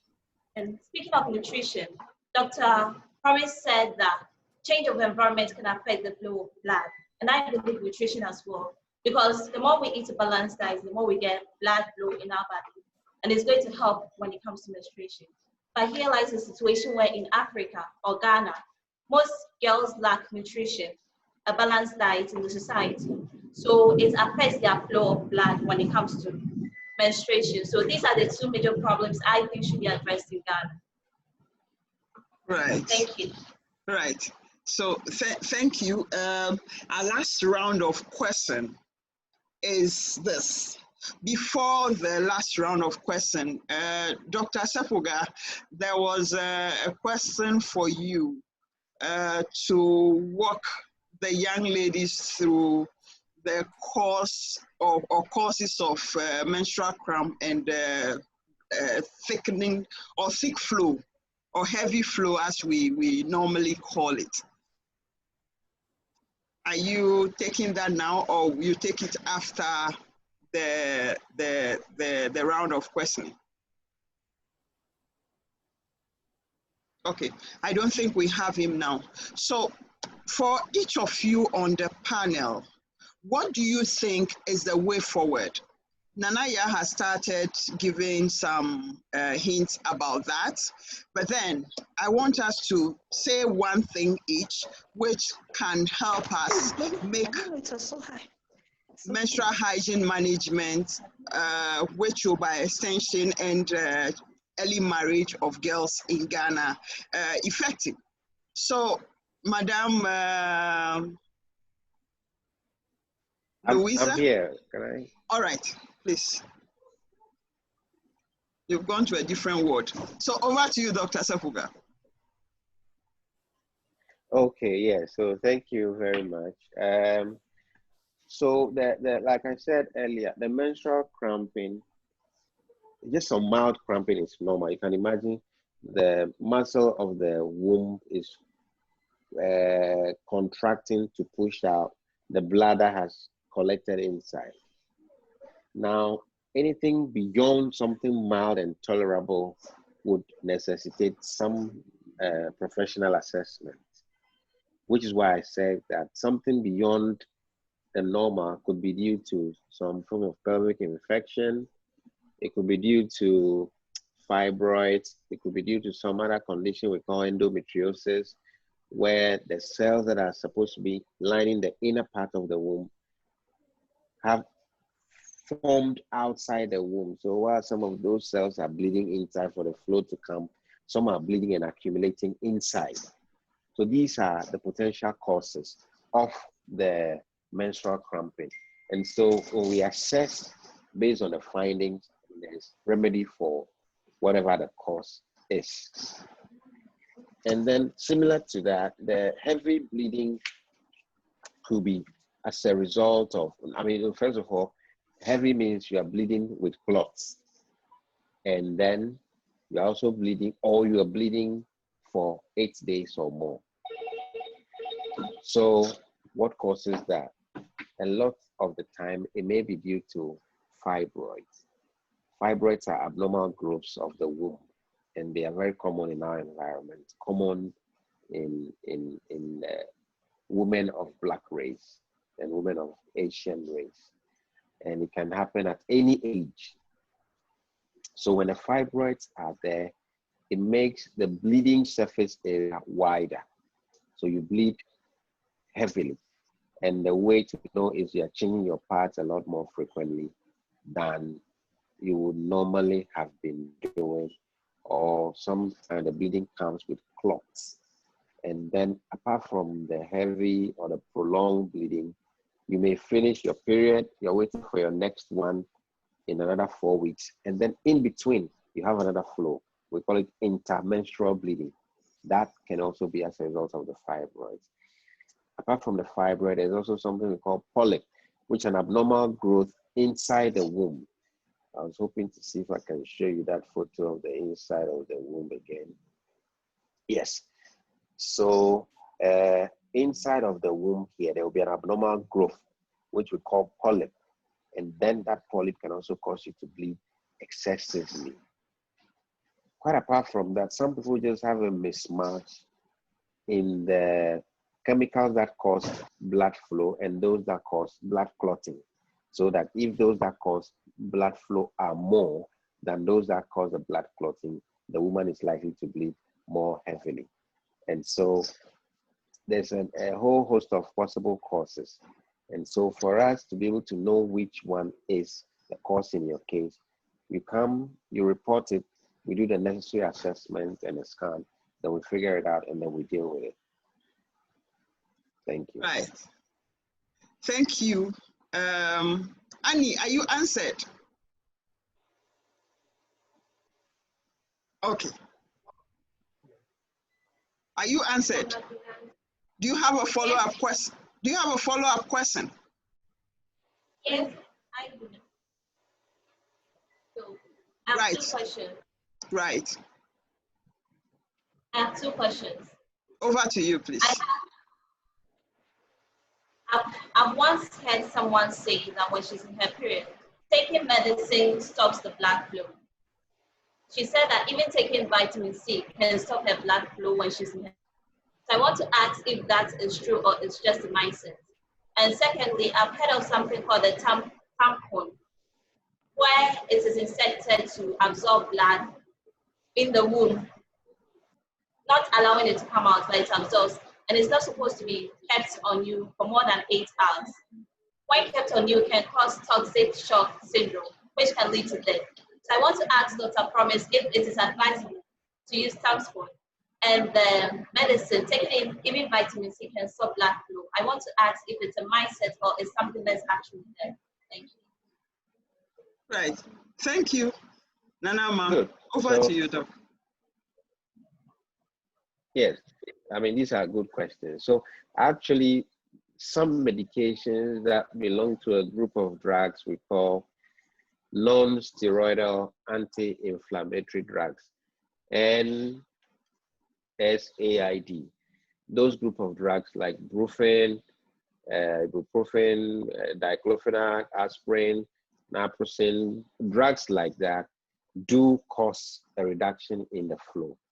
And so in some of the situations where there is excessive bleeding and we want to reduce it, we use some of those medications for those purposes. But these drugs naturally are also great pain relieves. And so for some people, it is true that when they take these medications for the purpose of alleviating the pain or the menstrual cramps, they see a bit of reduction in the flow of the blood. It is not a problem. If there's a reduction in the flow of the blood, it is absolutely no problem at all. We're just sparing a bit of blood loss, you know? So it's not a problem.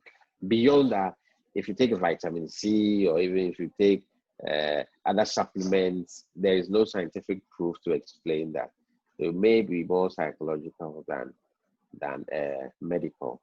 So a group of drugs called NSAIDs have that tendency to reduce the blood, and we sometimes take advantage of that medically and use them in suppressing excessive flow. But vitamins are not known to cause that. The second question about the tampons are used as sanitary materials, and like you rightly said, we insert it in the vagina. I'll go back to the photo. So the tampons are inserted here to please, can you please absorb share the screen if you... Oh, right, okay, yes. I need to do that in just one single moment right now. Yes, it's coming through, isn't it? Yeah, it has come. Yes, so the tampon is inserted here in the vagina. And so as the blood is coming from here, it absorbs it nicely so that it does not even come out. Okay, so it's an alternative to the tampon or the pants or any other material we use.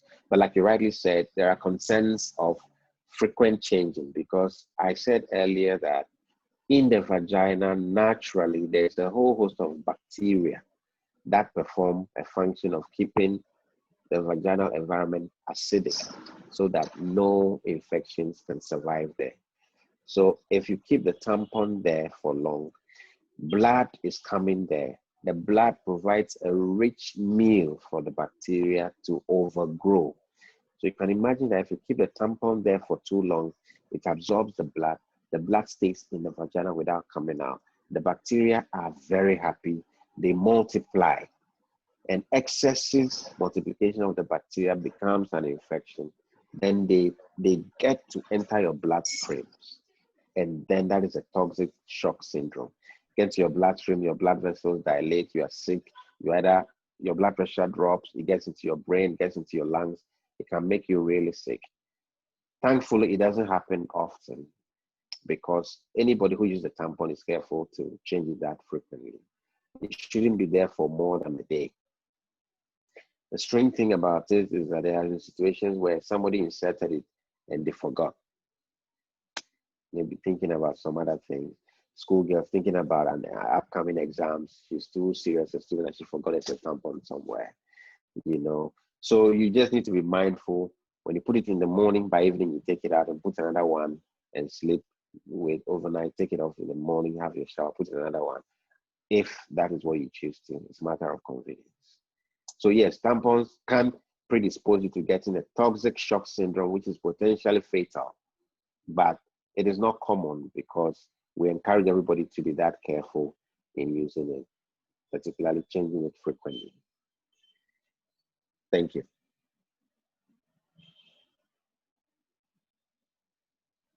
Thank you. So I feel the safest way is to go green. Going green means reusable materials, but that is my own bias. So just keep it like that. That's right. Yes. So for our panelists, before we give probably the last word to our speakers, I want each of you to give us a way forward.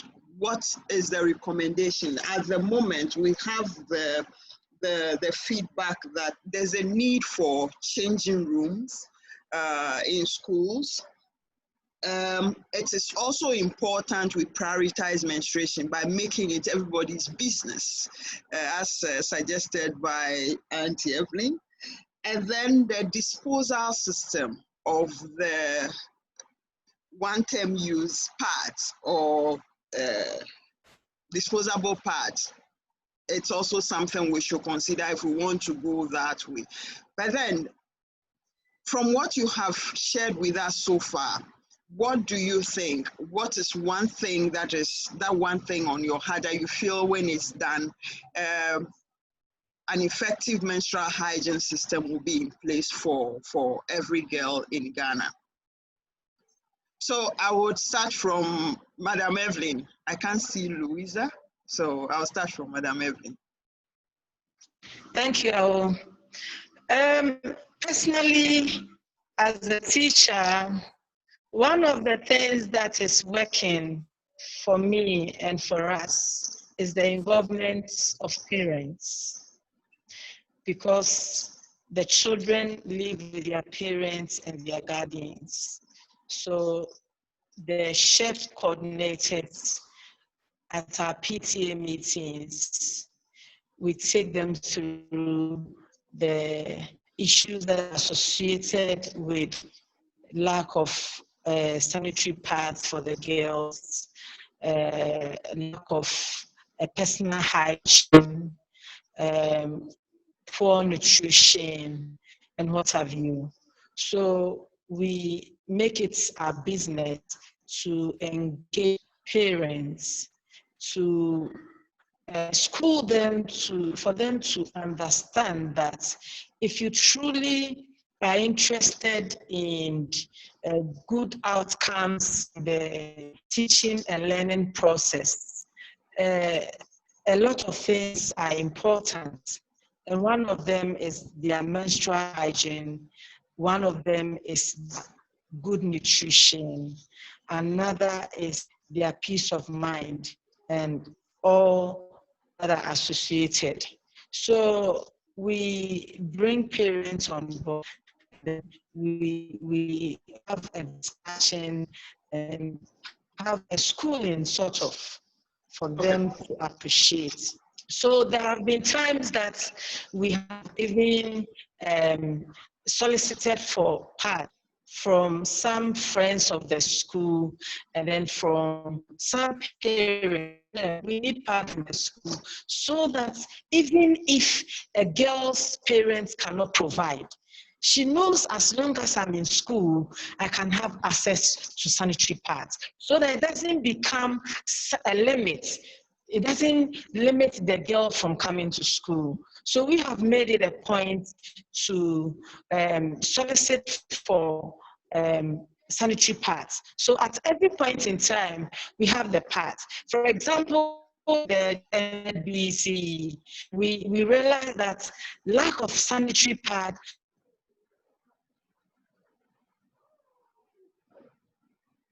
Okay, so she's made her point. Madam Louisa,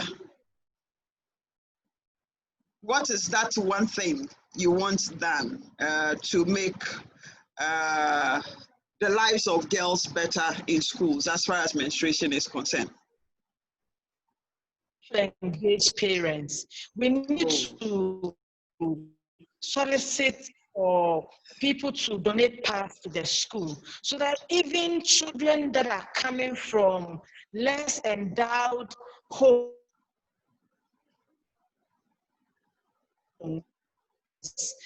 are convinced that as long as they are in school, they can have easy access to sanitary pads. All right, thank you. Thank you, Madam Evelyn. To take away that situation where girls are not in school because they don't have sanitary. Right. Auntie Louisa, over to you. Quick one.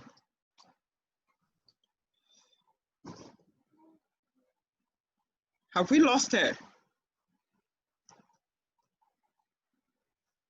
Okay, so if we've lost her, she will be reconnecting. Annie Nanamba, what is your take on that? And then Nanaya. Thank you. So I was saying that she was about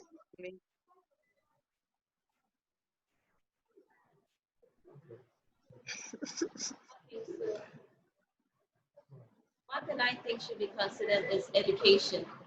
public education. Public education should be considered. That's my main focus. Thank you. All right. Thank you. Annie.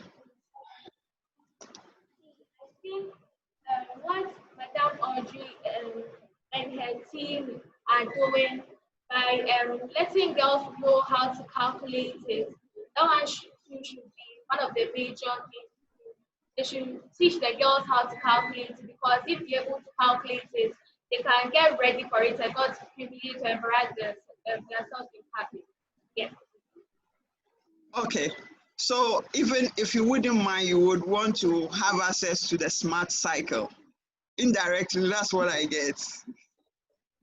Yeah. Okay. Just a follow-up. Right.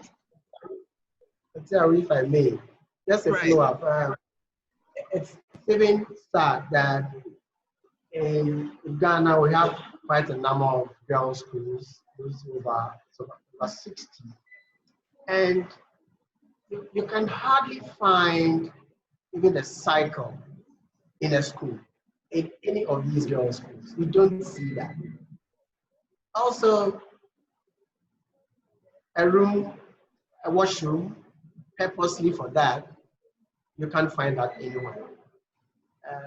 Years back, there were a few schools that had curators. An NGO went to a few girls' schools and built curators for disposal of these parts. And you'll be surprised to know that many of them are not in use. So the talk about is the key thing all of us need to embark on. Everybody should talk about it. Right. Thank you so much, Uncle Ben. Madame Louisa, good to have you back. Yes. I think the network has not been so favorable. I was just like Uncle Ben was saying, I was saying that we talk about everything freely in Ghana. We talk about education, politics, we talk about our economy without any eyebrows raised. But you talk about menstruation and people begin to fidget, you know. It looks like there's kind of some mystical issues or some taboo around it. So if we talk about it with our kids, even at the very tender age, before they even attain the puberty age or attain the time where they would be experiencing it, I think it would do us a lot of good. We will not be shy to talk about it. I will not be shy to hide it from our parents when it happens. Some of these girls are so called into themselves that they wouldn't want to discuss it with their parent, but would rather want to discuss with an outsider. And so if you are listening and if you are watching and someone confides in you, try and coach the person and help her out, because it looks like in the house they will not encourage us when we talk about it. So when I talk about it outside, I'm okay. So we teachers, we have a whole lot of role to play. We need to be talking about it constantly from time to time, reminding ourselves. And with the crumbs that Annie and the friend were talking about, it comes, everybody has his or her own way of experiencing it. And at every point in time, you could experience a cramp or the other. When we get all this in our mind and it happens, we know how to comport ourselves so that we do not lose the composure. So that when someone is sitting somewhere, the person will know that today Louisa is in a menses, that is why she's behaving this way. When we have been previewed to all these things, it makes us composed. And when it even happens, we know how to comport ourselves so that we don't end up losing that confidence like Audrey talked about initially. Thank you very much, Auntie Ao. Right. Thank you for that intervention. Do we have Nanaya online? I'm here. All right. I'm here. Over to you. So with my suggestion, I think the curricula, we should embed MHM in the curricula at an early stage, because now as early as 8, we have girls menstruating already. And at times, some of them do not have the necessary information. So they end up having the wrong ones. And at the end of the day, it affects them. when I had my period, I didn't really have information. I didn't even know what was going on in my own body. And I couldn't have my mom talk to me about it because she was kind of shy. And the only thing she could tell me was, at this point, if I had sex, I could become pregnant. And that's all she could say. She didn't go further. So I was very much confused. So at this point, we should embed it in the curricula at a very early age. A girl in class 3, class 4, already menstruating, and at a point they don't even know what's going on in their own body. We have this in the curricula, but in the junior high level. So I think it should be embedded at an early stage, where we educate them in all aspects, from the psychological, from the health, and from the management level. So when she gets there, she won't have a boy telling him to have sex before the cramps will go down, which some of the girls have experienced already. We also call on the media to also make it a public conversation. Because if we have this on the media, if you have the media out there talking about period, then it means we can all have an open conversation, have an open discussion on the issue. We wouldn't be shy talking about it. We wouldn't have coded names for it, as we do already. And also call on community leaders to support girls, to support period. If we have leaders talking freely about it, then we all feel that menstruation is a part of us. We are all doing our best to change the narrative and contact to all of us. But I think there's more to do, and we have to aggressively tackle this issue. Thank you very much. Right, thank you, Nanaya. Ora and Prechum. Your last word.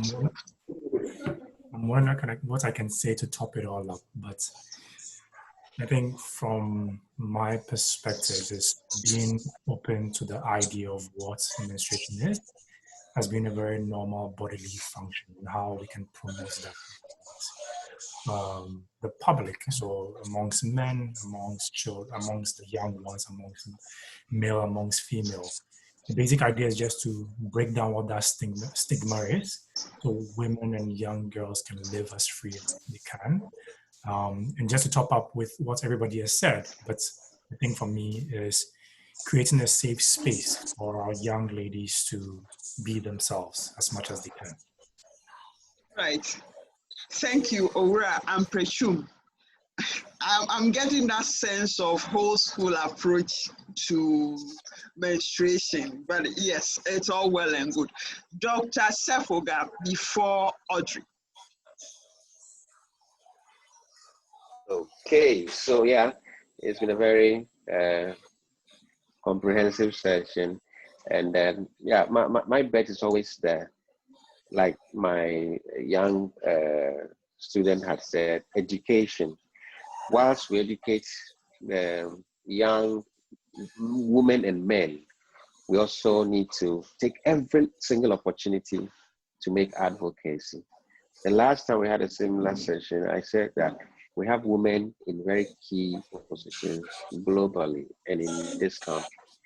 We have a woman first lady, a woman second lady, third lady, fourth lady, women all over. Let's also utilize them. And also, they add a voice to the drive. And then in every little corner, everybody's making some contribution there. And together we'll make a greater impact. And to also say that the whole world has been focusing on COVID-19, but the issues of menstrual hygiene, safe, stigma-free, healthy menstruation wouldn't wait till we finish dealing with the COVID. So even in the midst of the COVID, let's make time to advocate for safe, stigma-free, and healthy menstruation for our young ladies. Thank you. Right. Thank you, Teacher Promise. Audrey, you have the microphone. Thank you so much. I'll just wrap up on Human Rights Day today. Just say that menstrual health is a human right. I think that is the core of the discussion that we've been having today. And while there are a lot of challenges, we've also seen that there are lots of solutions that are really working. And you know, in a world where we're dealing with all kinds of complex challenges, this is certainly a complex one as well, but we have the solutions. And so it's a matter at this point of just connecting the solutions to girls and women worldwide. Thank you so much for having me. Right, thank you, Audrey. Dr. Sefoga, Dr. Komabu, I'm calling you, I'm picking on you because you deal in a special area. Do we have Sefako with us? Yes. Yes, your take on this whole topic before you start dealing with me that I have not advocated for.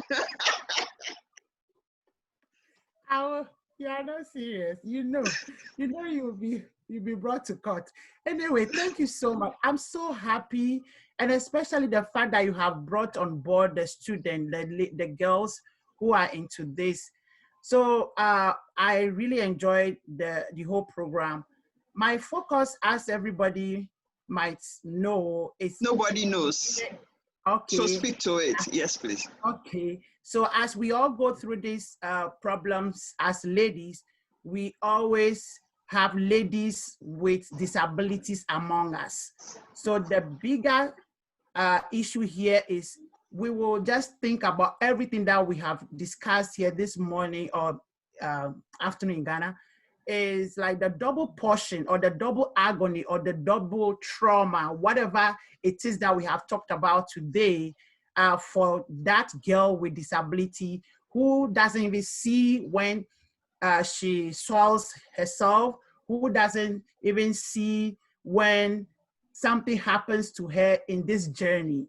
And when we are thinking about policies, we want to align our policies with the practices on the ground. I love every piece of the contributions that we have made, especially involving the parents. Because of Ghana, you know, we have a lot of stigma about disability already. So what if that child, if that girl is having a disability and now another trauma is adding up to it? So I'm just looking at it from that perspective with our cultural values that we are pushing to it. So we want to be more culturally responsive at the same time, as long as we bring the solutions on board so that it really fits into the needs of the children with disabilities or the girls with disabilities, as we know. Thank you very much for this opportunity.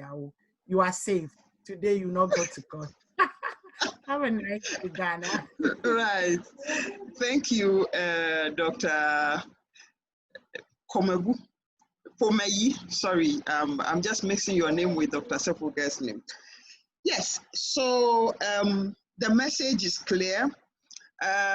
As a way forward from this discussion, we're going to have some sessions on menstrual hygiene practices with BGL products in perspective. So when that time comes, we'll let you know what the outcome will be. By kind courtesy of plan, we will have that done for some number of girls in Ghana. And we are also going to put together the information we've received from you, the feedback especially, as a way forward into a position paper, which we intend to present to the Ministry of Gender, Children and Social Protection, the Select Committee on Gender in Parliament, that's the Parliamentary Select Committee, then the Ministry of Education. So as our suggestion from the 16 days of activism against gender-based violence. At this juncture, I don't know, Solomon, do you have any last word before we say thank you to our wonderful speakers and panelists from all over? Thank you, Awa. I think it was really great to have this engagement and discussion. But I think what I would like to add is, I think as part of the engagement that we've had, maybe we can capture some of the critical and major points I'm really humbled and honored to have the Minister of Gender representative here. And I was very happy when she highlighted some of the challenges that we face in our schools, because that remains to be one of the biggest challenges that we also face, where we don't even have access to proper sanitary services, not even to think about girl-friendly or clean sanitation services. Even if we are talking about sanitary pads, it doesn't even exist. Not even water exists in some of our schools. I think I also mentioned about the fact that, we've just gone through an election. And as an organization, we are actually an advocacy organization beyond project implementation. And I'm actually reaching out on behalf of the girls of Ghana for us to really use this kind of opportunity to influence government decisions. I think the work that has been done in terms of negotiating for tariff-free or tax-free importation of sanitary pads of all sorts, that is a great initiative. But I think we need to help them to be the voice on their behalf by making sure that we can make our government accountable as they are reviewing the education policy. Let's ensure that every single school in Ghana has access to water, that the toilets are girl-friendly, and that we can ensure that there is access to sanitary pads for all girls, particularly those who come from vulnerable households.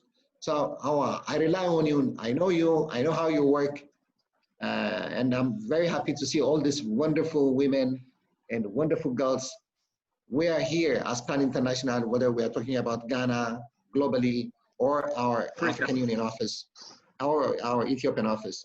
But I think specifically on Ghana, we really need to have a way forward as part of this discussion and engagement, so that what our girls are asking for can actually be fulfilled for their sake and for the sake of the future generation of Ghanaian girls. Thank you so much for everyone, and looking forward to collaborate with you. Thank you. Yeah, thank you so much, Solomon. I can't hear you. I think you are muted. I am not. My microphone is on. Thank you, Solomon. Can you hear me now? Right. So, to our wonderful speakers, we wouldn't have been able to have this fruitful discussion without you. So, Ora and Prechum, thank you so much for sparing us your night. I know you are removing your glasses and rubbing your eyes, which means that the sleep is there. It's almost past midnight where you are. But thank you so much for making the time to connect. Audrey, so much information, so much education, so much enlightenment.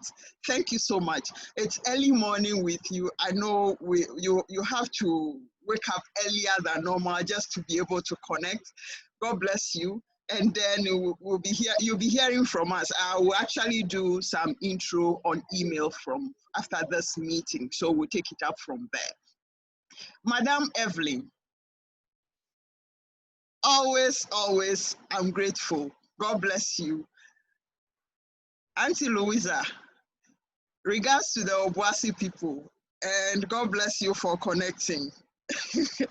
Uncle Ben, and my beautiful ladies, thank you so much for making the time to be with us this afternoon. Your contributions have helped a lot in improving or promoting this whole conversation, and will go a long way to affecting the lives of young girls in Ghana in a positive way. So thank you so much, and God bless you.